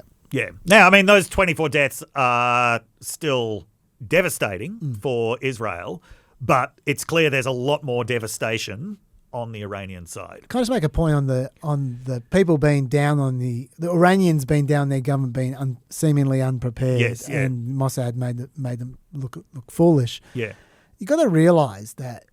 I mean, Mossad are good. We know that, yeah. And they've been focusing on Hezbollah and Iran for decades. Part of the reason why Gaza is such a mess, like the Gaza war is such a mess, is because Israel have been basically ignoring them. Like they treat Hamas like a joke, essentially. They go, we've sealed them off, they're not a problem. Yeah. So they haven't bothered doing the work in Hamas. Yes. Like they didn't bother mapping out the tunnels. They didn't bother any of that stuff, doing any intelligence work. They just spent their whole time focusing on what they thought was the bigger threat, which was Hezbollah and Iran. Yeah. That's the reason why they took out Hezbollah, bang, like that with their beepers. Yeah. And they had all their tricks planned with Hezbollah. Yes. And in fact, they took out the Hezbollah head before they took out the Hamas head. Yes. Even though the Hezbollah head was much harder to get than the Hamas head because they were ready for Hezbollah. Yes. And it's the same thing with Iran. Yes. They've spent decades planning this. Yes. And and if there's one thing you can say about Mossad, it's they're competent. Yes. And so if they spend that long working on something, they're probably going to hit pay dirt. Yeah. No, there was a famous ranking of the competence of intelligence agencies during the Cold War. Yeah, Mossad was number 1, KGB was number 2. MI6 was number 3. The Hungarian intelligence service was number 4. And where was Christy Noem's security? Yeah, I think the CIA was number 5, but I'm not sure. But anyway, okay. So this is what happened in terms of the attack. The fact that American intelligence told Trump that this was going to happen, and it seems that Netanyahu had told him this as well. This it helps make a lot more sense of some of the things that Trump was saying last week, which is like, maybe Israel will strike, maybe they won't, maybe this will help, maybe it won't. And the State Department's warning for US personnel to evacuate Iraq, which I actually took to be potentially a sign that the US was planning some kind of bombing. No, that was because they knew that the Israeli bombing was going to happen and they couldn't stop it. So they said, when the bombing happened, they said they found out the day of the attack. That's just not true then. It doesn't seem to be true. No, I mean, they might have found out definitively what the details were the day of the attack, but no, the intelligence agencies were telling Trump earlier in the week. Right, okay. That it was going to happen. Anyway, so how did the US respond to this? The very first American response came not from Trump, but from Marco Rubio, which was distancing the US from the attacks. Tonight, Israel took unilateral action against Iran. We are not involved in strikes against Iran, and our top priority is protecting American forces in the region. Yes. Okay, so no response from Trump immediately. No. Now, what reporting has suggested is that when it became clear how successful these strikes were, and not only were outlets like Fox News all over this, I think the Israelis themselves were telling the Americans, look at how successful this was. Trump quickly came around to the view that this was actually a very good thing. Now, Trump, prior to this point, had been facing this dilemma of what do you do now that someone that you were publicly telling not to attack Iran because it would jeopardize your diplomacy has just gone ahead and done it, right? Yeah. How do you deal with the fact that you've obviously lost control of that situation? The way that he dealt with it was by kind of suggesting that this was the plan all along. Yes. Yeah. Now, there were some Israeli sources who even tried to help Trump along by claiming to the media that Trump had absolutely known all about this. Him supposedly telling Israel not to do it was just a ruse to fool the Iranians. Yeah, the administration would not go along with that. We haven't seen that claim being repeated by any American. That is a little bit too much. Yeah. But instead, Trump is basically saying, well, this is a negotiating tactic. You should have negotiated with me a week ago. A typical Trump line. Then you would still have had a country left. Same thing that he says to Ukraine. Yeah. Yes. He loves the idea of this country's being completely obliterated, destroyed. Yeah.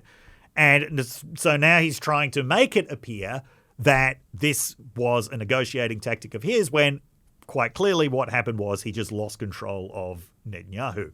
Because Netanyahu very accurately predicted, because I think he knows the psychology of Trump better than anyone else, that if he did this, and especially if he did this successfully, then Trump would have no choice but to go along with it in order to save face. The fact that it was very successful certainly helped Netanyahu's cause. I think he probably didn't help his cause, though, by almost immediately saying that one of the things that could come out of this was regime change. Yes. Now, that's not a word that Americans particularly like to hear at the moment.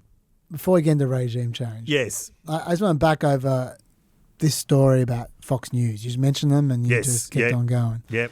So Trump went from, well, I think this was the second morning, like you said. The first night he was quiet. But the second morning, he went from, maybe it was this very late at night. Yep. The US had nothing to do with the attack on Iran tonight. It says, late that night. If we're attacked in any way, shape or form by Iran, the full strength and might of the US armed forces will come down on you at levels never seen before. However, we can easily get a deal done between Iran and Israel and end this bloody conflict. That's how he started. Yep. By 2 days ago, he's saying things like, we now have complete and total control of the skies over Iran. Yes. We. Iran had good sky trackers and other defensive equipment, plenty of it, but doesn't compare to American-made, conceived and manufactured stuff. Nobody does it better than the good old USA. And now he's also tweeting out unconditional surrender. Unconditional surrender. He's also telling everyone in Tehran to leave. Yeah, evacuate Tehran immediately. And he's saying to the Ayatollah, we know where you are. We know exactly where the so-called supreme leader is hiding. Once again, Yes. we. Okay. But by the way, just a little bit of news about ChatGPT. If you ask ChatGPT to draw Alf as the supreme Ayatollah of Iran, it won't do it. Hypothetically speaking. It won't do it. So maybe Elon's right about it being too woke. If you want to know what Dave does in his spare time, that is a terrifying insight. I'm just saying. But my question to finish off. Yes. Is Trump's gone from that first point to that last point. That's quite a distance to travel in 3 days. Right. Are you telling me that it's just Fox News that got him there? Did Fox News, because we all know Fox News is very pro-Iran war. It is very pro-Iran We're going to get to the MAGA war. A lot of them are dirty on Fox News. Yeah. Right. Sean Hannity in particular is very loud about it. Yes. Very loud and proud. Lindsey Graham has lived on Fox News for the last 5 days. Are you saying that basically Fox News just TV'd Trump into changing his position? No, I'm not saying that. I think this was the way that he is coping with the fact that he obviously lost control of the situation. Right, okay. This is how he reasserts the appearance of control over the situation. Yeah. I think Fox helped by showing how successful the attacks were, but he would have found that out anyway. Yeah. So, no, I don't think Fox News TV'd its way into it. I think this is how he is coping with the fact that he's been taken advantage of. Yeah. Okay. Yeah. All right. Okay. So then let's go to where you wanted to go, which was my first question for you. Is this about nuclear bombs or is this about regime change?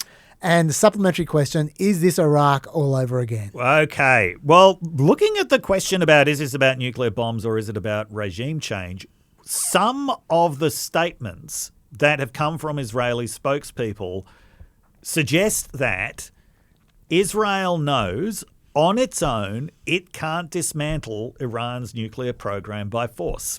It just can't. It just doesn't have the weapons. But they also probably know that the odds are against the US being able to dismantle Iran's nuclear program by force either. And there's been a lot of reporting about even if that bunker buster bomb raid comes off successfully, which it wouldn't be one hit. You would need to be multiple aircraft dropping the bombs down the same holes. You should explain what we're talking about. Okay, so this is a massive ordnance penetrator or whatever it's called. Fort Lowe is their big nuclear facility. Oh, yeah, should have explained what they're targeting. Yes. Yeah, which is 90 metres underground, reinforced concrete. Yeah. It's hard to get. Oh, one of the IAEA inspectors said, I've been there, it's half a mile underground. Well, there we go. Okay. Yeah. And that's why Dave's saying you need one hell of a bomb. Yes. And go on. And that's where the centrifuges are.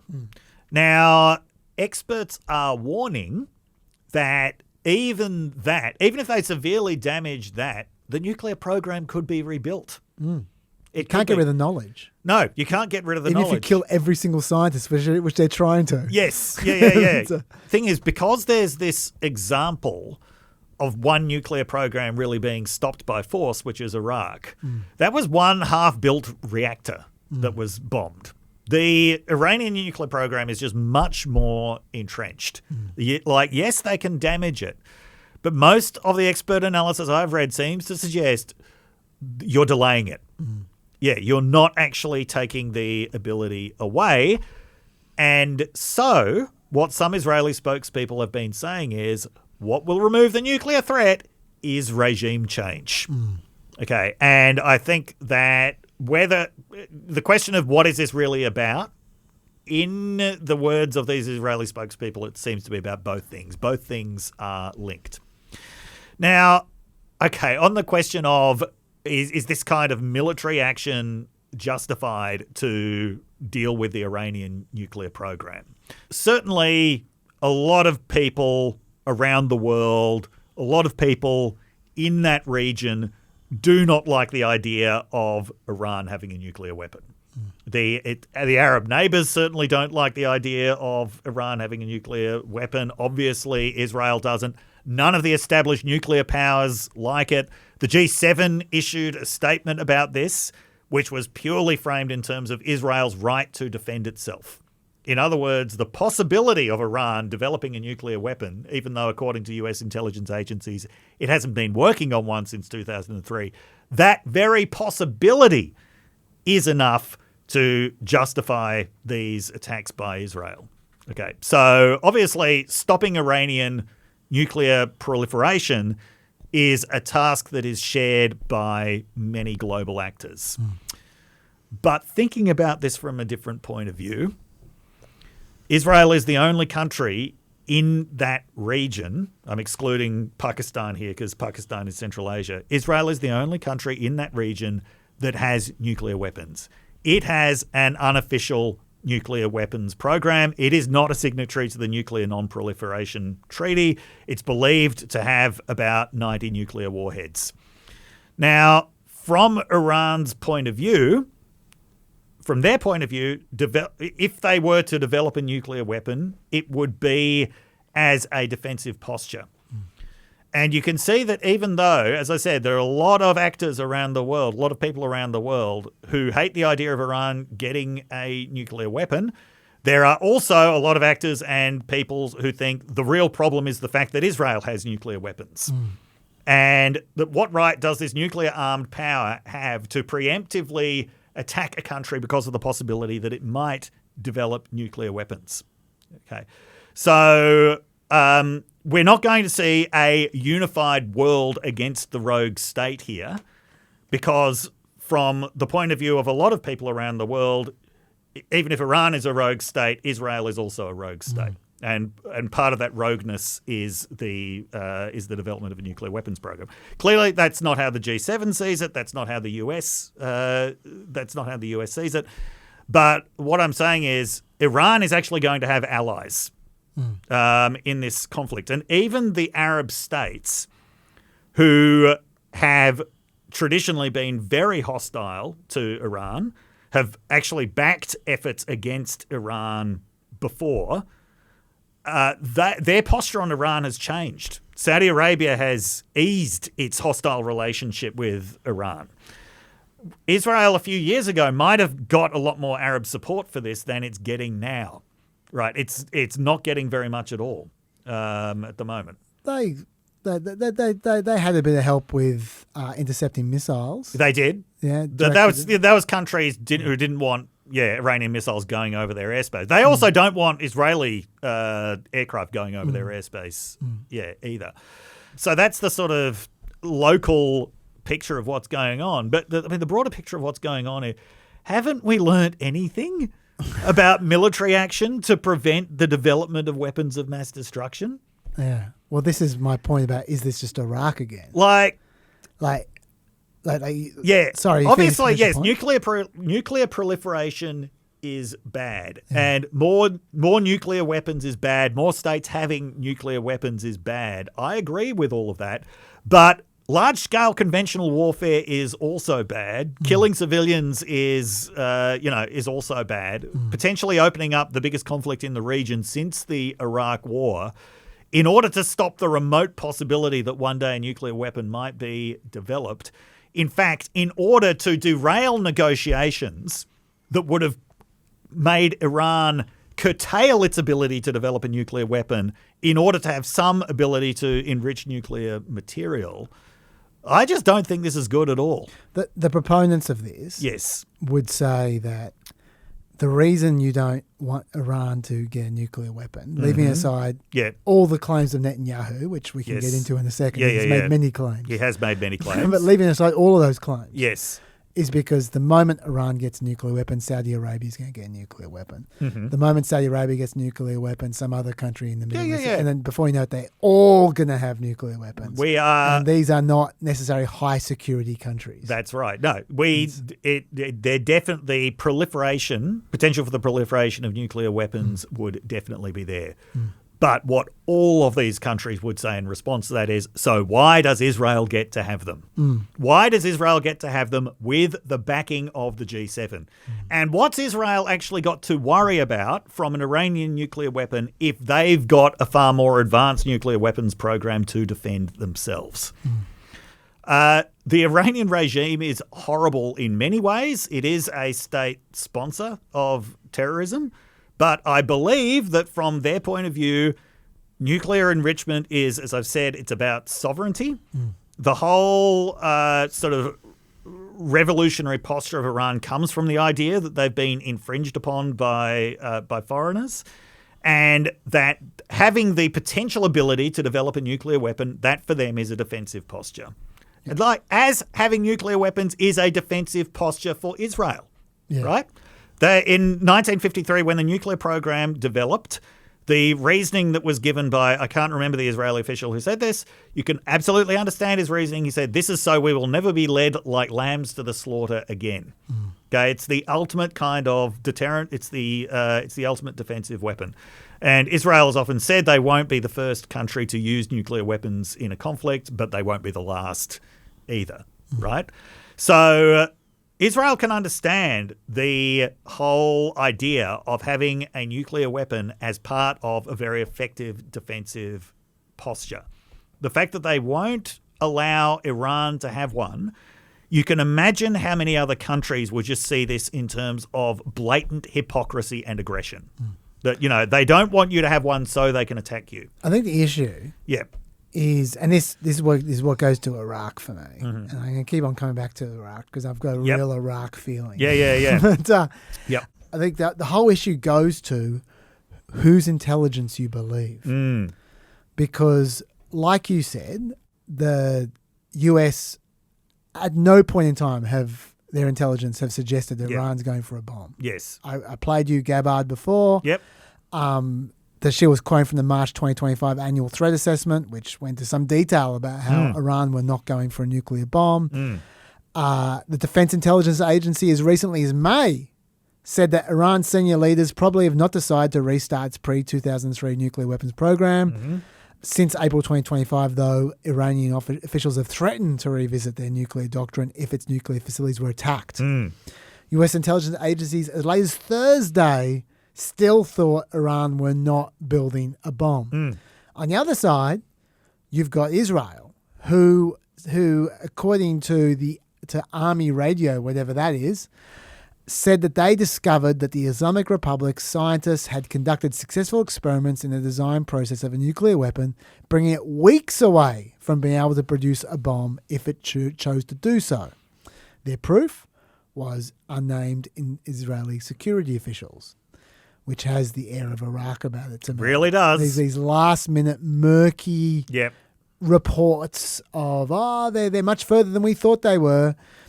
You throw in the fact that Netanyahu has literally been saying Iran is close to building a nuclear weapon since 1996. Yes. I should have asked you that as a trivia question. Yep. 1996 he's been saying it since. That, by the way, is the year he first became Prime Minister. There we go. It's you go, well, who do we trust here? Because the thing is, if you trust Israel, then they've got good reason. Like, if you trust Israel, then what's going on here? I mean, everything you just said is true about why does Israel get one but no one else gets one. But the worrying bit is not that someone else is getting it, but that they're lying while getting it. That would be the worrying bit. The worrying bit would be if Iran is saying, no, we promise we're not going to have a nuclear, and we got inspectors and all this kind of stuff, but on the sly, we're still actually building a nuclear weapon. And we've got these talks while in the background we're making a nuclear weapon. Then it does look like they're just biding their time and they're stringing Trump along until they get their nuclear weapon. It does look they got like the malicious intent. Then you get Netanyahu, who went on TV and said that they intend to give these nuclear weapons to their Houthi proxies and others. And that's nuclear terrorism on a global scale. It threatens everyone. They intend to give these nuclear weapons as soon as they make them to their proxies. And so you go, well, if that's true, if it's true that they're lying and their intention with those bombs is to just spread them throughout the Middle East to whichever allies they have, then you go, okay, well, that is a reason for America to worry, isn't it?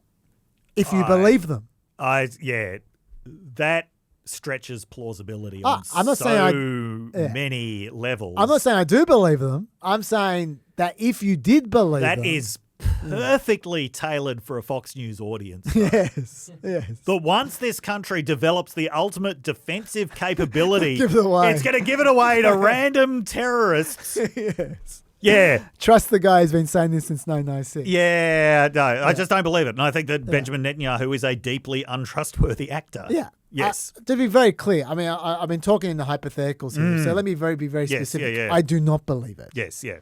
But if you are the kind of person who did believe it, yes, I can see why they'd start jumping at shadows. But, that's the reason why they invaded Iraq. Yes. Because they believed it. That's right. I didn't believe that either. No.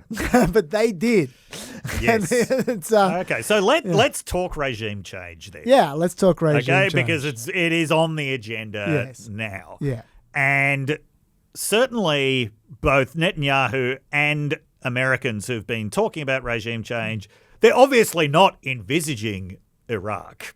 They're not envisaging full-scale invasion, occupation, reconstruction of the government, all of that stuff. Yes. And by the way, just the number of times in my life I've heard people say, oh, well, of course, we're not going to fight another Vietnam. Or we're not going to fight another Iraq. Like, I'm against getting involved in dumb, endless wars, but this one's going to be a good war. And if by saying that you stopped it happening, then that would be great. Yes. Sadly, that's not how it works. If you say it as a preface to, but this war is going to be different. We should actually be clear. Yeah. We just asserted that they're arguing for regime change. There's just a couple of things we should just show. The first of which is that, one thing which we haven't even mentioned is this entire time Iran has been trying to organise talks. Yes. The entire time. Yep. They've been saying they've been trying to organise talks with Middle East intermediaries, directly with America, directly with Israel, with Russia. They've been rebuffed on all sides. They've said that they will show more flexibility with their nuclear talks. America's going, come on. If you're serious, you'll say, we're not doing any nuclear program. We want more than flexibility. But whatever, Iran keeps on trying to organise some kind of climb down. Israel is flat out saying no. Netanyahu is saying, we got 2 weeks of a military campaign planned no matter what you do, and the attacks are going to continue until your nuclear program, ballistic missiles, are destroyed. He has said that flat out.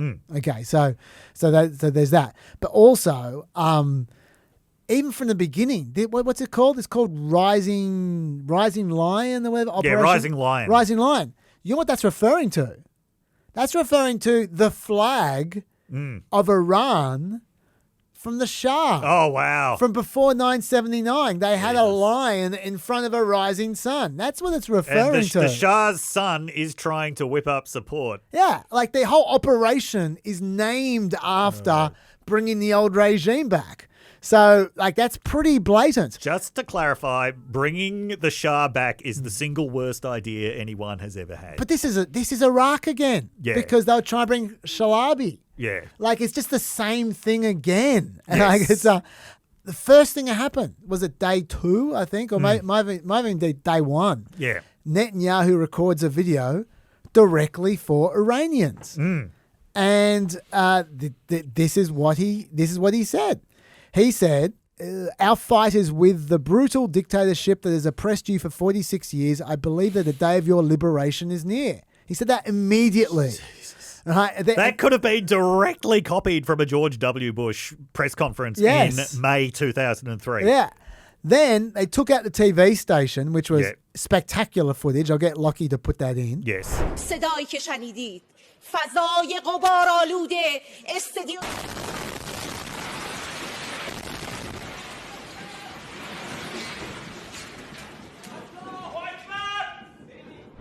After they took out the TV station, that was live on air, you just saw, by the way, then Netanyahu had like a pirate TV broadcast. Yes. And this is what he says. I think you should understand these dictators in Iran, sure, they fear us, but they fear you, the people of Iran, even more. And your hour of freedom is near. It's happening now. They understand that 80% of the people of Iran despise them. I hear a lot of them, you know. I do these videos I broadcast to the Iranian people. I tell them how we could offer them help in the water shortage that you have. The regime refuses, of course. We tell them how we could cooperate. These two glorious ancient people, they've cooperated from the times of Cyrus the Great, who freed the Jews. Now it's time for you to be free. And you have that opportunity. The people of Iran, I think, have a brilliant future, and our friendship can be restored to what it was and what it should be. This is the time. He's there jockeying for regime change on their TV station. Yes. All right, so he has been very clear about this. That's Netanyahu. Yes. Then you got in America, you got Lindsey Graham, who, as soon as the attack happened, tweeted out "Game on." Yeah. And then he went so fast, he charted the course so fast to Fox News. There are burn marks from his house to Fox News. It's like when in Back to the Future, when the car disappears in the past and there's like fire tracks. Yeah. That's Lindsey Graham's footprints to Fox News. And he just has been talking about regime change non-stop since. Well, I think what will happen is the Iranian people will know freedom for the first time since 1979. You know, people probably asked that about Hitler in the 30s. What would happen in Germany if we took him out in the mid-30s?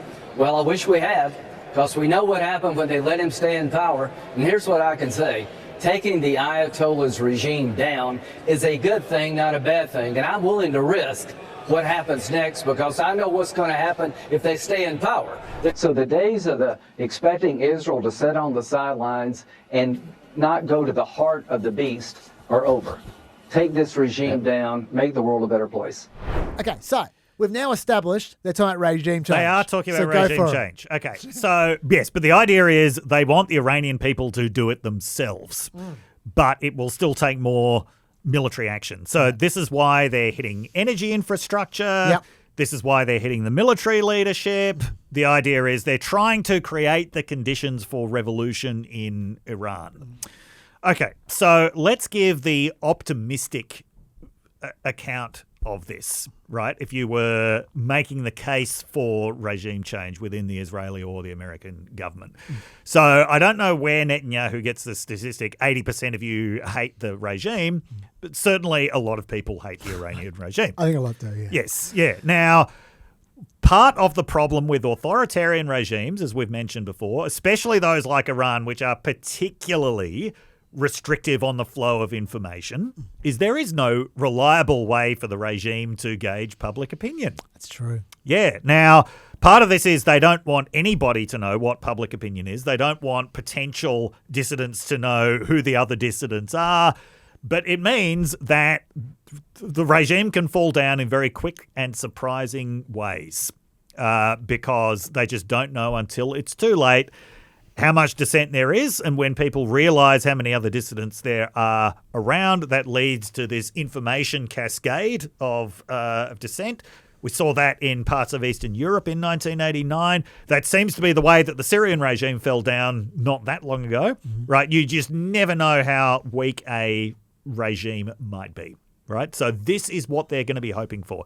They saw protests that happened in 2022 and 2023. There have been protests often in very, very dangerous circumstances before. They're like, if we just make things intolerable enough for ordinary people, then they will take up arms against the regime. And certainly the Iranian Revolution in 1978, when it began, it wasn't just this hardline Islamist theocratic movement. It was a very broad-based movement of Iranians who hated the Shah. And by the way, however many Iranians hate the current regime, more of them hated the Shah back in those days. There's a lot you can read about this.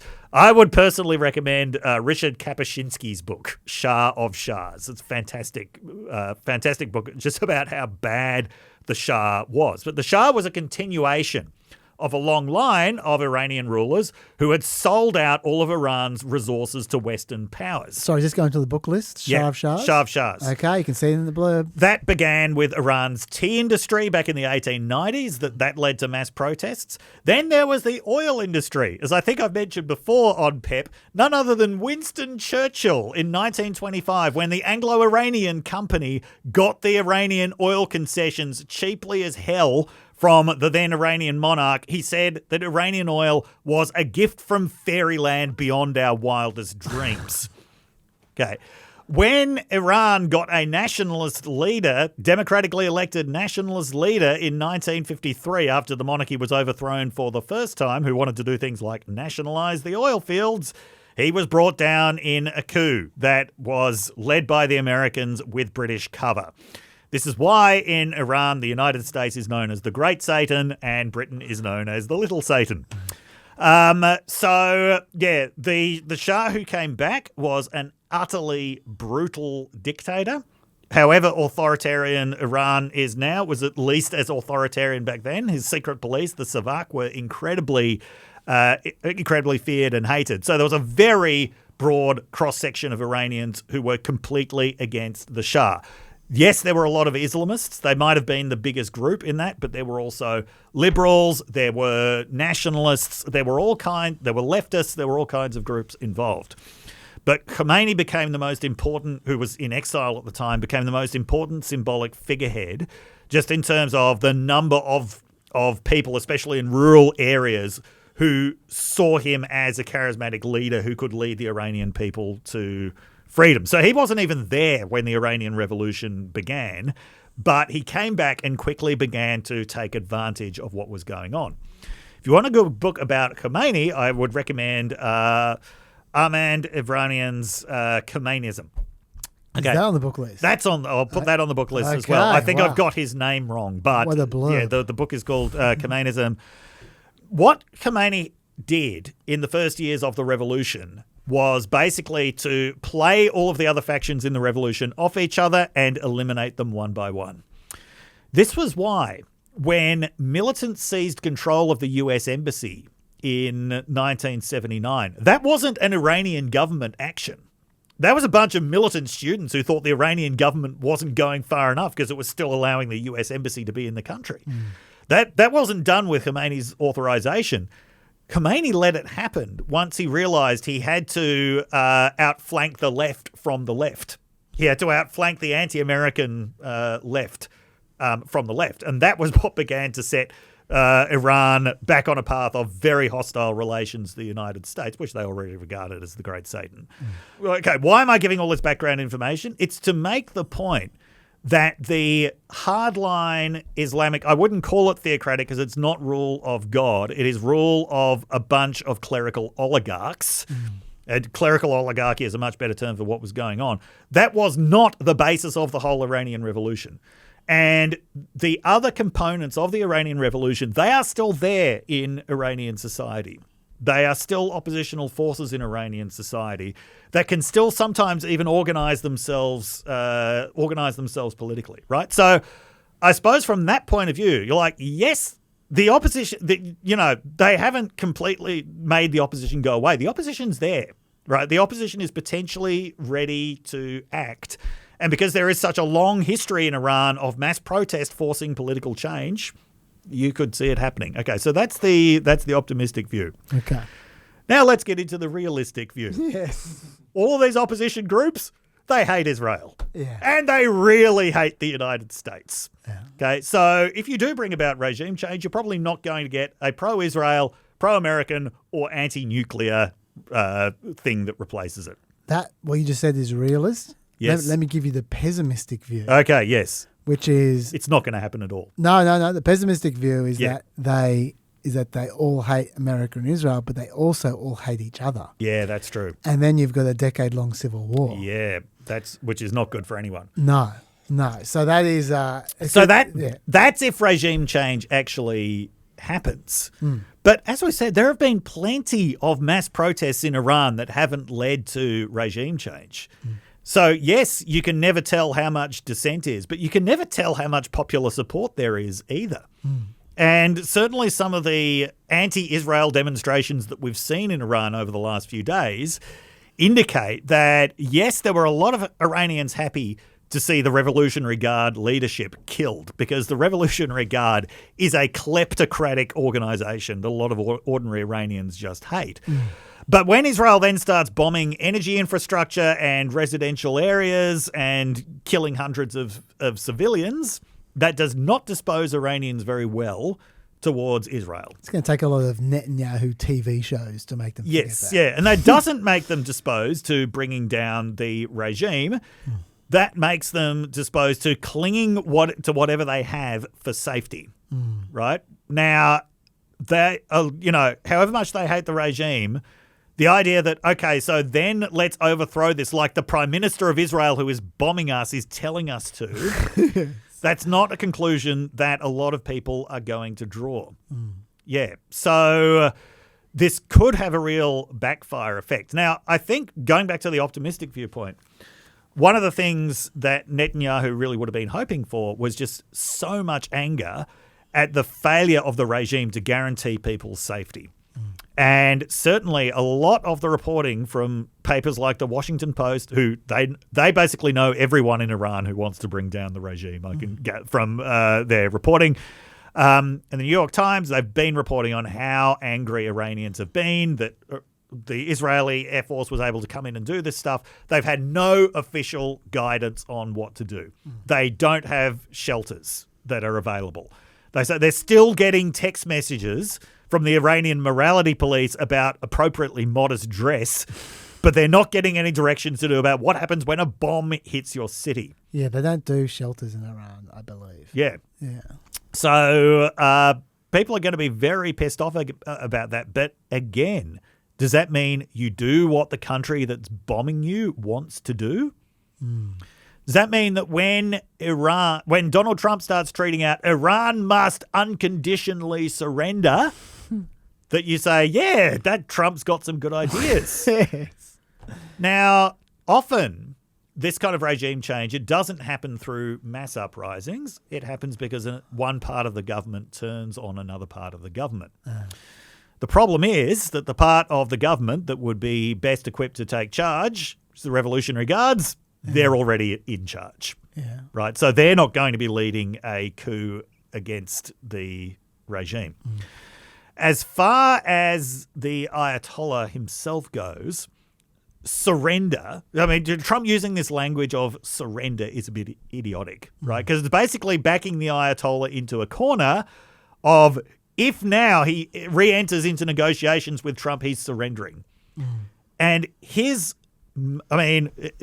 even though there's this sort of theocratic facade on everything, his main legitimacy at this point comes from his ability to oppose the United States. Yeah. Right? Islam is very strong in Iran, but it is not strong enough to keep that clerical oligarchy in power on its own. Their legitimacy is coming from their ability to oppose the United States and to oppose Israel and to oppose the West. And from the more than 100 years of memories of being robbed blind by the West and not wanting it to happen again.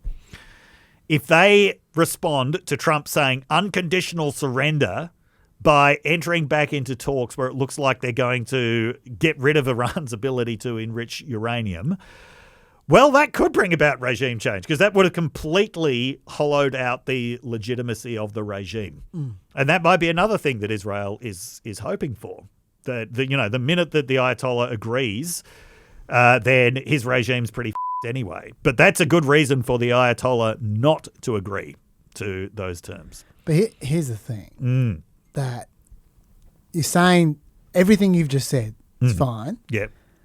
It's based on the assumption that America and Israel are going to let the people try to create the regime change themselves. Yeah. That's what it's based on, right? Yeah, And yeah. I understand why it's based on that, because that's what they're saying. Yes. That's what everyone's saying. Not Yeah, yeah. even Netanyahu is saying we're going to go in there and just kill all the government. No, and that would be just- completely politically untenable in the Yeah. US to suggest that you're going to do another reconstruction job. Yeah. Yes. So that's fine. But here's the thing. Let's say the people don't rise for the reasons that you have just given. Yes. Which are excellent reasons. Yes. Right. Are they just going to sit there and let the Ayatollah and the current regime rebuild their nuclear program? Because we've just said that if you don't change the regime, that nuclear program is coming back. Yes. In fact, it's coming back fast. Yes. Because you've just now proven why they absolutely have to have a nuclear bomb. Yep. And for the last, 23 years? Yes. They've put a hold on it. Even if you believe Netanyahu, it's been most of the last 23 years they've put a hold on it. Yep. And they've been these hardliners who didn't want that to happen, who Ayatollah was holding out. Yep.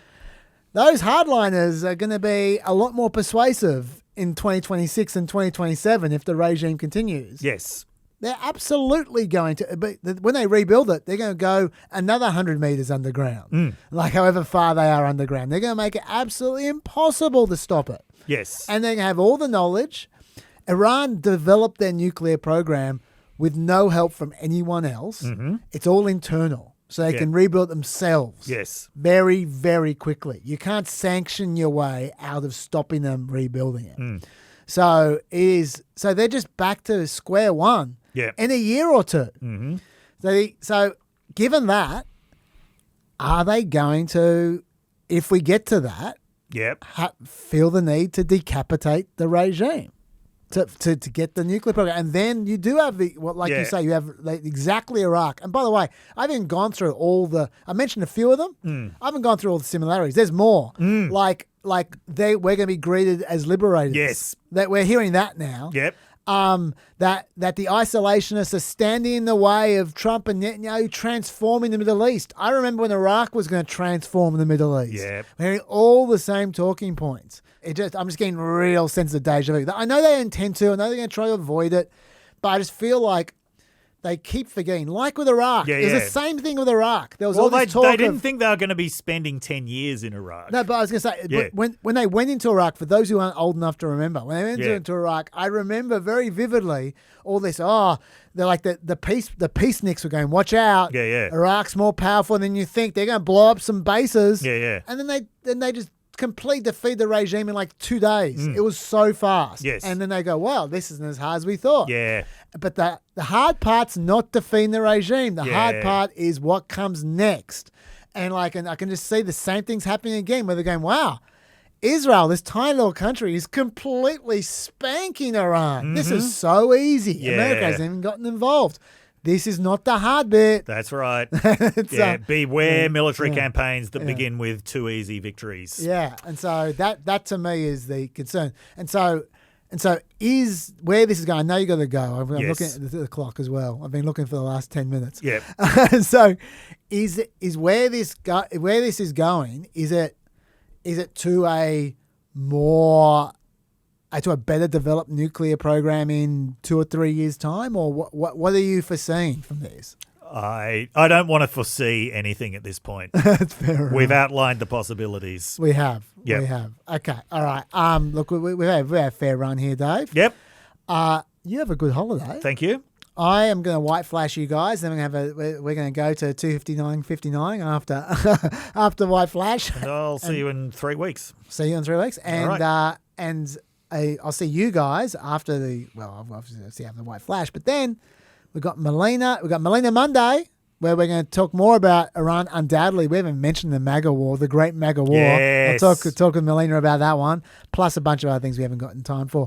So I will see you after the white flash. I'll see you in a few weeks. Have a great holiday. Thank you. Till 3 seconds from now, stay peppy. Stay peppy. Welcome to the other side of the white flash. This is Truss Unleashed, and I have teleported forward 24 hours for the last 23 minutes or so of this podcast. I noticed in yesterday's main pod, I forgot to tell you what happened to Brad Lander. I got myself a little bit distracted, a little bit scatterbrained, and I didn't finish the story. What happened to him? I told you that they were going to charge him with assault. They didn't. They let him go without charges a few hours later. Now, I don't know if because they thought there was nothing to the charges. I don't know if they saw the footage that by that stage had become public. I don't know if it's because Kathy Hochul is a Democratic governor in New York and she came over the top and possibly in a corrupt fashion. I don't know. But he was fine. So that's the end of that. I do want to emphasize as well, I know all these Democrats are almost certainly trying to cause big stinks for their own publicity. I'm not an idiot. It seems like everyone's going out of their way to get arrested these days. And look, they probably enjoy the process of being arrested. I'm sure it's not fun, but I'm sure they do enjoy becoming a little minor sort of civil rights hero for an afternoon. But that doesn't make it right. We've still got a problem here. And I wish people could see that the problem, the actual problem, is a different thing from the politician who is showcasing the problem, even if they're showcasing the problem for their own ends. Let's just divorce the two. The problem is it is really easy to get arrested for not very much. And yes, people are exploiting that.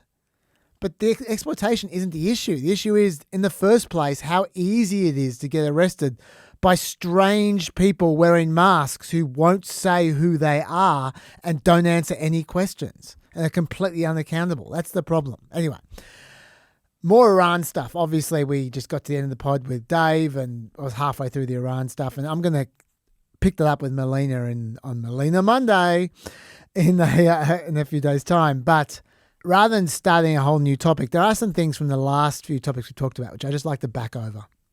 Firstly, we talked about Israel's theory about Iran's rushing to make a bomb.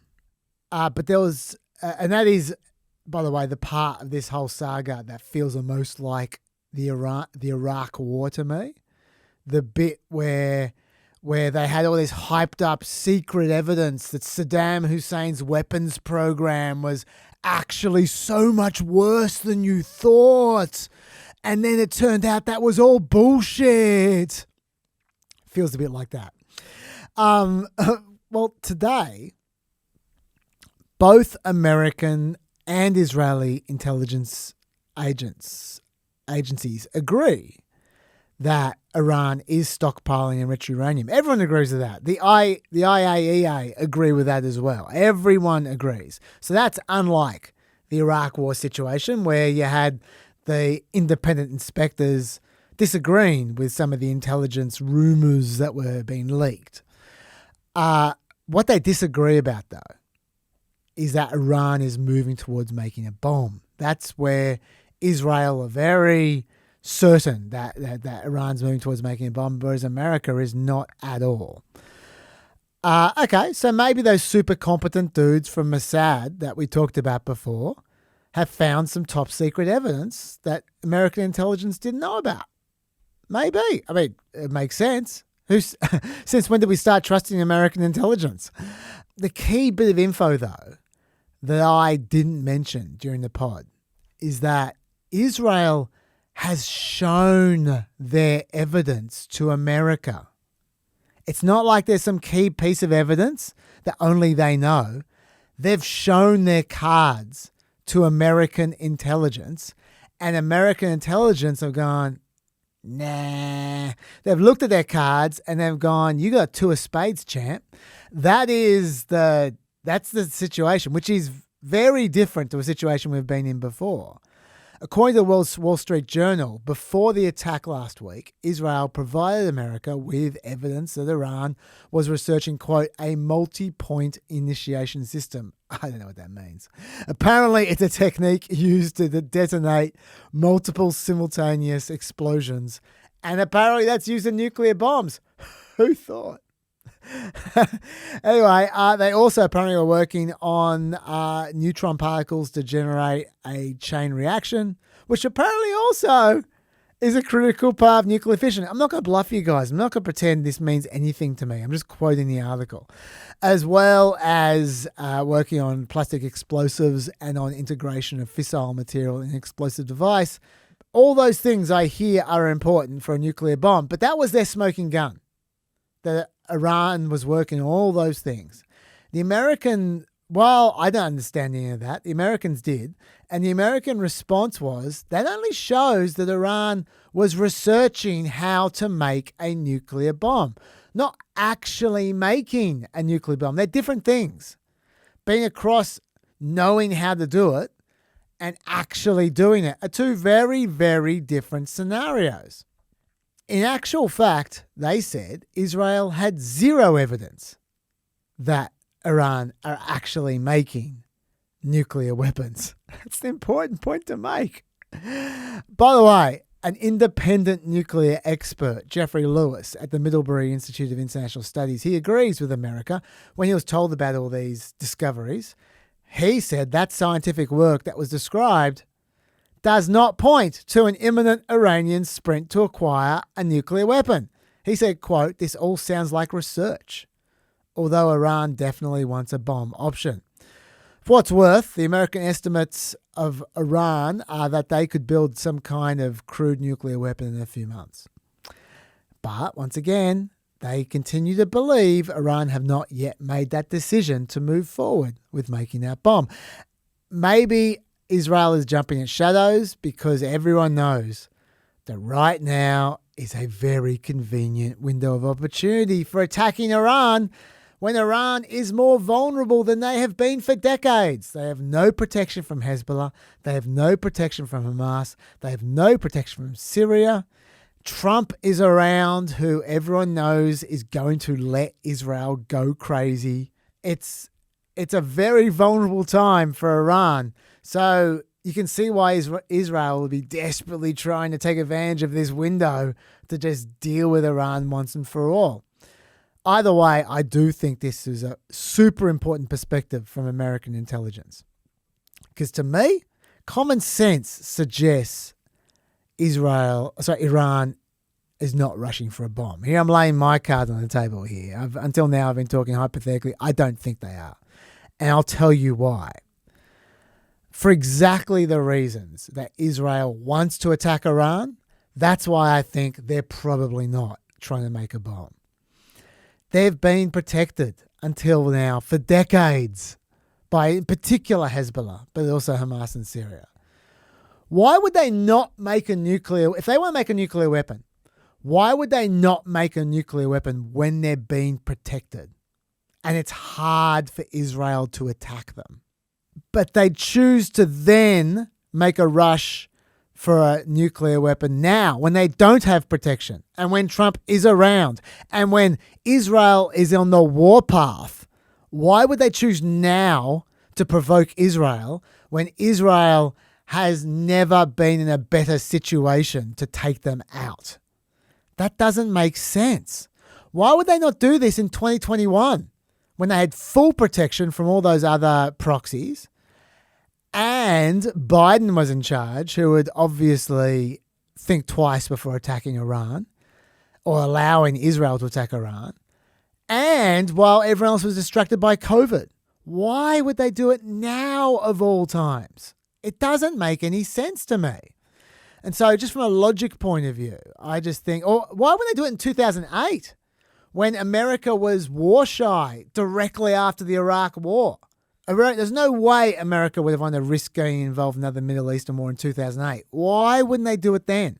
It just doesn't seem logical to me at all. Instead, according to Israel, Iran chose the worst possible time for them to charge Georgia a nuclear bomb. Okay, fine. Also, I should add, they also have a particularly moderate foreign policy leadership right now. In fact, the guys who are responsible for the Iran nuclear deal are the guys who are in charge right now. They tried to make a deal. Well, they did make a deal 10 years ago, but they're not going to make a deal now. They're going to instead do the direct opposite and go really hardcore. It seems so unlikely when you add it all up. You might ask then, okay, well, why are they enriching uranium? I'll quote J.D. Vance from the other day because he asked a great question. I have yet to see a single good argument for why Iran needed to enrich uranium well above the threshold for civilian use. I've yet to see a single good argument for why Iran was justified in violating its non-proliferation obligations. That's a very fair point. If I was an attack Iran proponent, I'd be making that point a lot. The answer is, I don't know. But I do know two things. One, if I was trying to sneakily make a bomb under your nose, I'd be making sure I could make all the secret bits you don't know about before I made the enriched uranium bit that you will know about. That doesn't make sense to me. And number two, if Iran are desperately trying to make another nuclear deal, which they seem to be, it would make sense that they would be, given these are exactly the same guys who made the first deal. It would make sense to give the West something to deal with. Enriching uranium gives Iran something to give up in return for sanctions relief, etc. And note, during these negotiations, the one thing they haven't disputed is they have to give up all their enriched uranium. From the beginning, they're going, yeah, you can have all our enriched uranium. Look at all this enriched uranium. Oh, look, more enriched uranium. Take it. It seems to me that that's been a negotiation strategy from them, to just have as much enriched uranium as possible to try and put themselves in the best negotiating position possible. If that is indeed their tactic, well, it backfired spectacularly. That's only my speculation, but maybe there's some other reason. I don't know. It's a great question. I don't know the answer. All I know is that it makes no sense for them to rush for a nuclear bomb now, at the time when Israel would most want them to rush for a nuclear bomb so they can take them out. We don't know the truth. We won't know the truth until after we're on the other side of this thing, obviously, which is also like the Iraq War. Is Trump getting sucked in then? Has Israel convinced Trump to do their dirty work, knowing as soon as Trump does, America will own the war? And if it all goes to hell and it leaves chaos behind, then America can clean up for a decade like they did with Iraq. Is that what's going on? Trump seems to think he can get half pregnant with this war. I'll read you a paragraph from Politico Playbook. The movement right now is away from diplomacy and towards US involvement, a Trump administration official tells my Playbook colleague Dasha Burns. We're moving towards taking out Iranian nuclear facilities. The White House firmly believes US involvement can be restricted to a series of tactical strikes against specific facilities without descending into an extended war. No one in the West Wing is talking regime change, the same administration official tells Dasha. It's not regime change, it's taking out their nukes. See, that to me seems like utter delusion. Because how do they think Iran is going to respond to this? Either they'll retaliate against American military bases or interests, and then you get a tit-for-tat escalation, or they'll double down on their nuclear development to stop this happening again. The Wall Street Journal piece I quoted before said that American intelligence assesses that Israel's campaign so far has only set Iran's nuclear work back about 5 to 6 months. Even if America tore their program to shreds, apparently that will only buy 2 years. America will need to be back again and again and again, just like Israel needs to be back with Hamas again and again. They need to keep coming back. Eventually, either Iran will get the bomb or the regime will fall and chaos will result. And then America is going to have to come back, whether they like it or not, because number one, Trump won't be there anymore, so there'll probably be a responsible president. And number two, they're not going to like the alternative. When you have chaos and you have some radicals potentially taking power with loose nuclear elements lying around the place and weaponry, etc., America's not going to want to keep that in place. They're going to want to try and keep a lid on things. There's also another problem. Either Iranians are super pro-American or they're not. If they're not, they're going to become even less pro-American after America blows them up. And then the next Iranian regime, whatever it may be, is going to be a real issue for America. Or they're going to remain super pro-American. And you know what happens if the regime falls and the whole of Iran is super pro-American? The biggest wave of refugees heading for America ever. That's what's going to happen.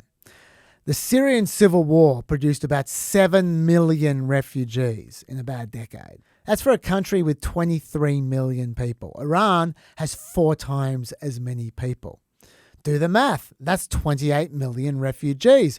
They're not all going to go to America, but a lot of them are, especially given Iran is linguistically and culturally a lot closer to the West than Syria was. Iranians are much richer than Syrians were as well, so it'd be easier for them to make the trip. Not to mention the roughly 3.5 million, mostly Afghan refugees who are currently in Iran as well. Anyway, that is an issue we're not going to hear about again. Just thought I'd just raise it. It's an issue that America is going to think about a lot when it happens. Until then, that's why you listen to PEP. There's another 6 minutes. Okay, all right, so I'd like to add a bit of a... let's throw in a correspondent. There we are. There we go. I don't have the name, but it's actually just a few people, actually.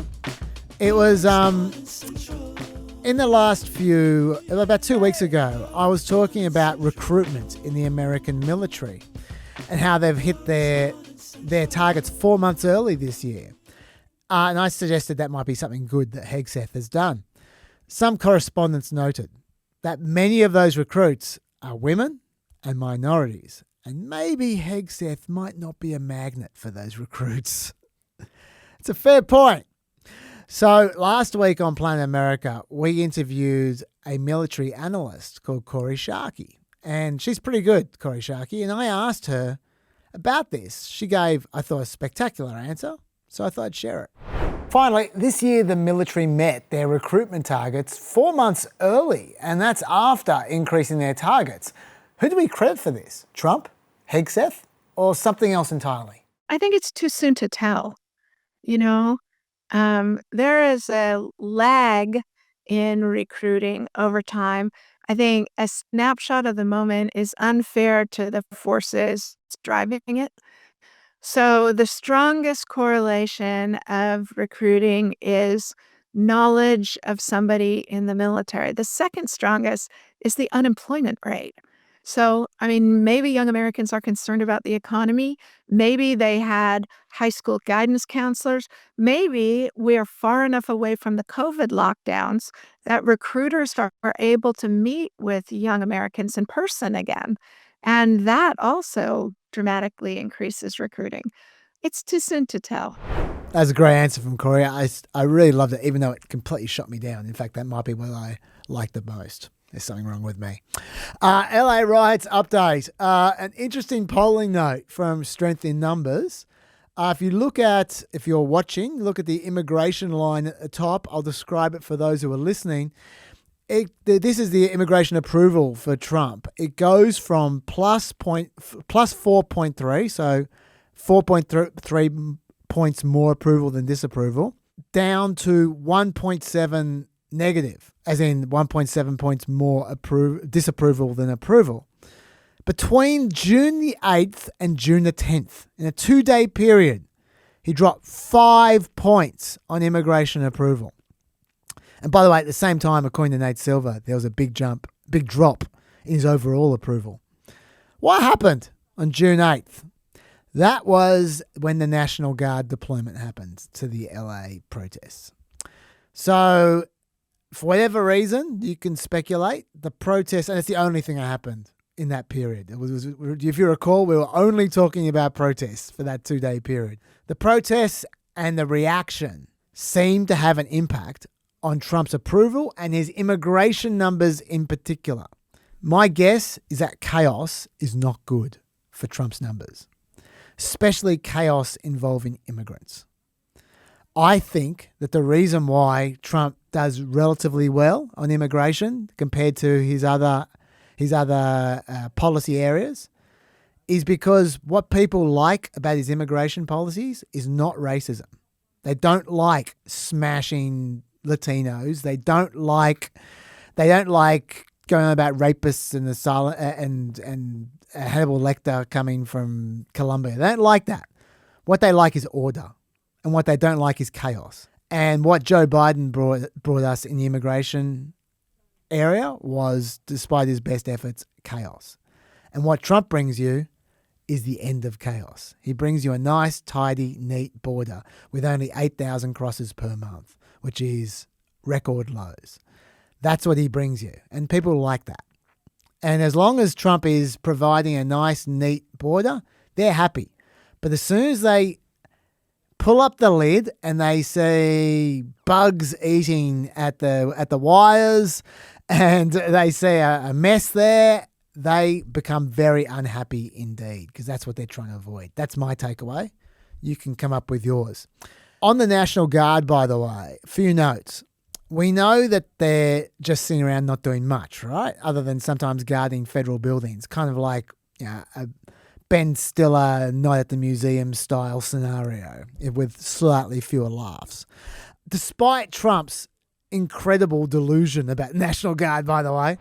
So the protesters, if we didn't have the National Guard on call and ready, they would rip Los Angeles apart. They come and they check and they say, is the National Guard going to be there? And if the National Guard's be there, they don't even show up. Needless to say, what Trump has just said there is not even close to being true. The LA Police Chief Jim McDonnell said, we don't need the National Guard. They are not here to help us right now. They're here to facilitate what the federal agencies are doing on the immigration front. They're working in support of the federal agencies that are working with ICE on civil immigration enforcement and criminal immigration enforcement. If that's true, that would explain why Trump is so keen to have them. Like, Trump is constantly trying to funnel law enforcement workers into immigration enforcement. If all he's doing is just nicking some of California's National Guard to just supplement ICE, no wonder he's happy about them. But you know where California's National Guard are actually needed? Well, in California, but also they're needed on Joint Task Force Rattlesnake, which you may or may not have heard of. It mitigates and prevents fires through fuel mitigation projects and direct fire suppression. Fuel mitigation projects. That's interesting. Do you know what that means? Have you seen Trump talking about cleaning the forest floor?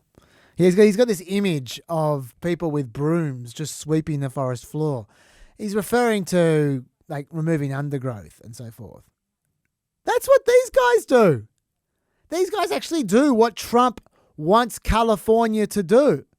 Task Force Rattlesnake has 14 full-time year-round crews reducing fuels and also responding to fire incidents across the state. So they're helping fight fires and helping prevent fires. Each crew's got 22 National Guard personnel, all trained to Firefighter 1C standards. Over the past 18 months, Task Force Rattlesnake responded to at least 738 wildland firefighting response missions. And by the way, just to be clear, Trump to this day is still complaining that California don't do that. Don't clear the forest floors or whatever, like Austria apparently do. They, because of Trump, have lost 190 of their 340 National Guard members to the protests. These teams doing what Trump wants them to do. Those 14 crews have become 9 crews. And they're needed right now. In winter is when you prevent the fires. Oh, actually, what I'm saying, it's winter here. It's summer there. They really need them. There's fires everywhere. As of June 11, there are 13 fires in California right now. They need as much help as they can get. So that's the opportunity cost. Fires. Also, incidentally, he's not even paying them. Classic Trump. More than a dozen guardsmen told military.com they still haven't been paid. that guy. I'm up against it. It's about to be 2:59:59. So until Melina Monday, I'll see you then. Stay peppy.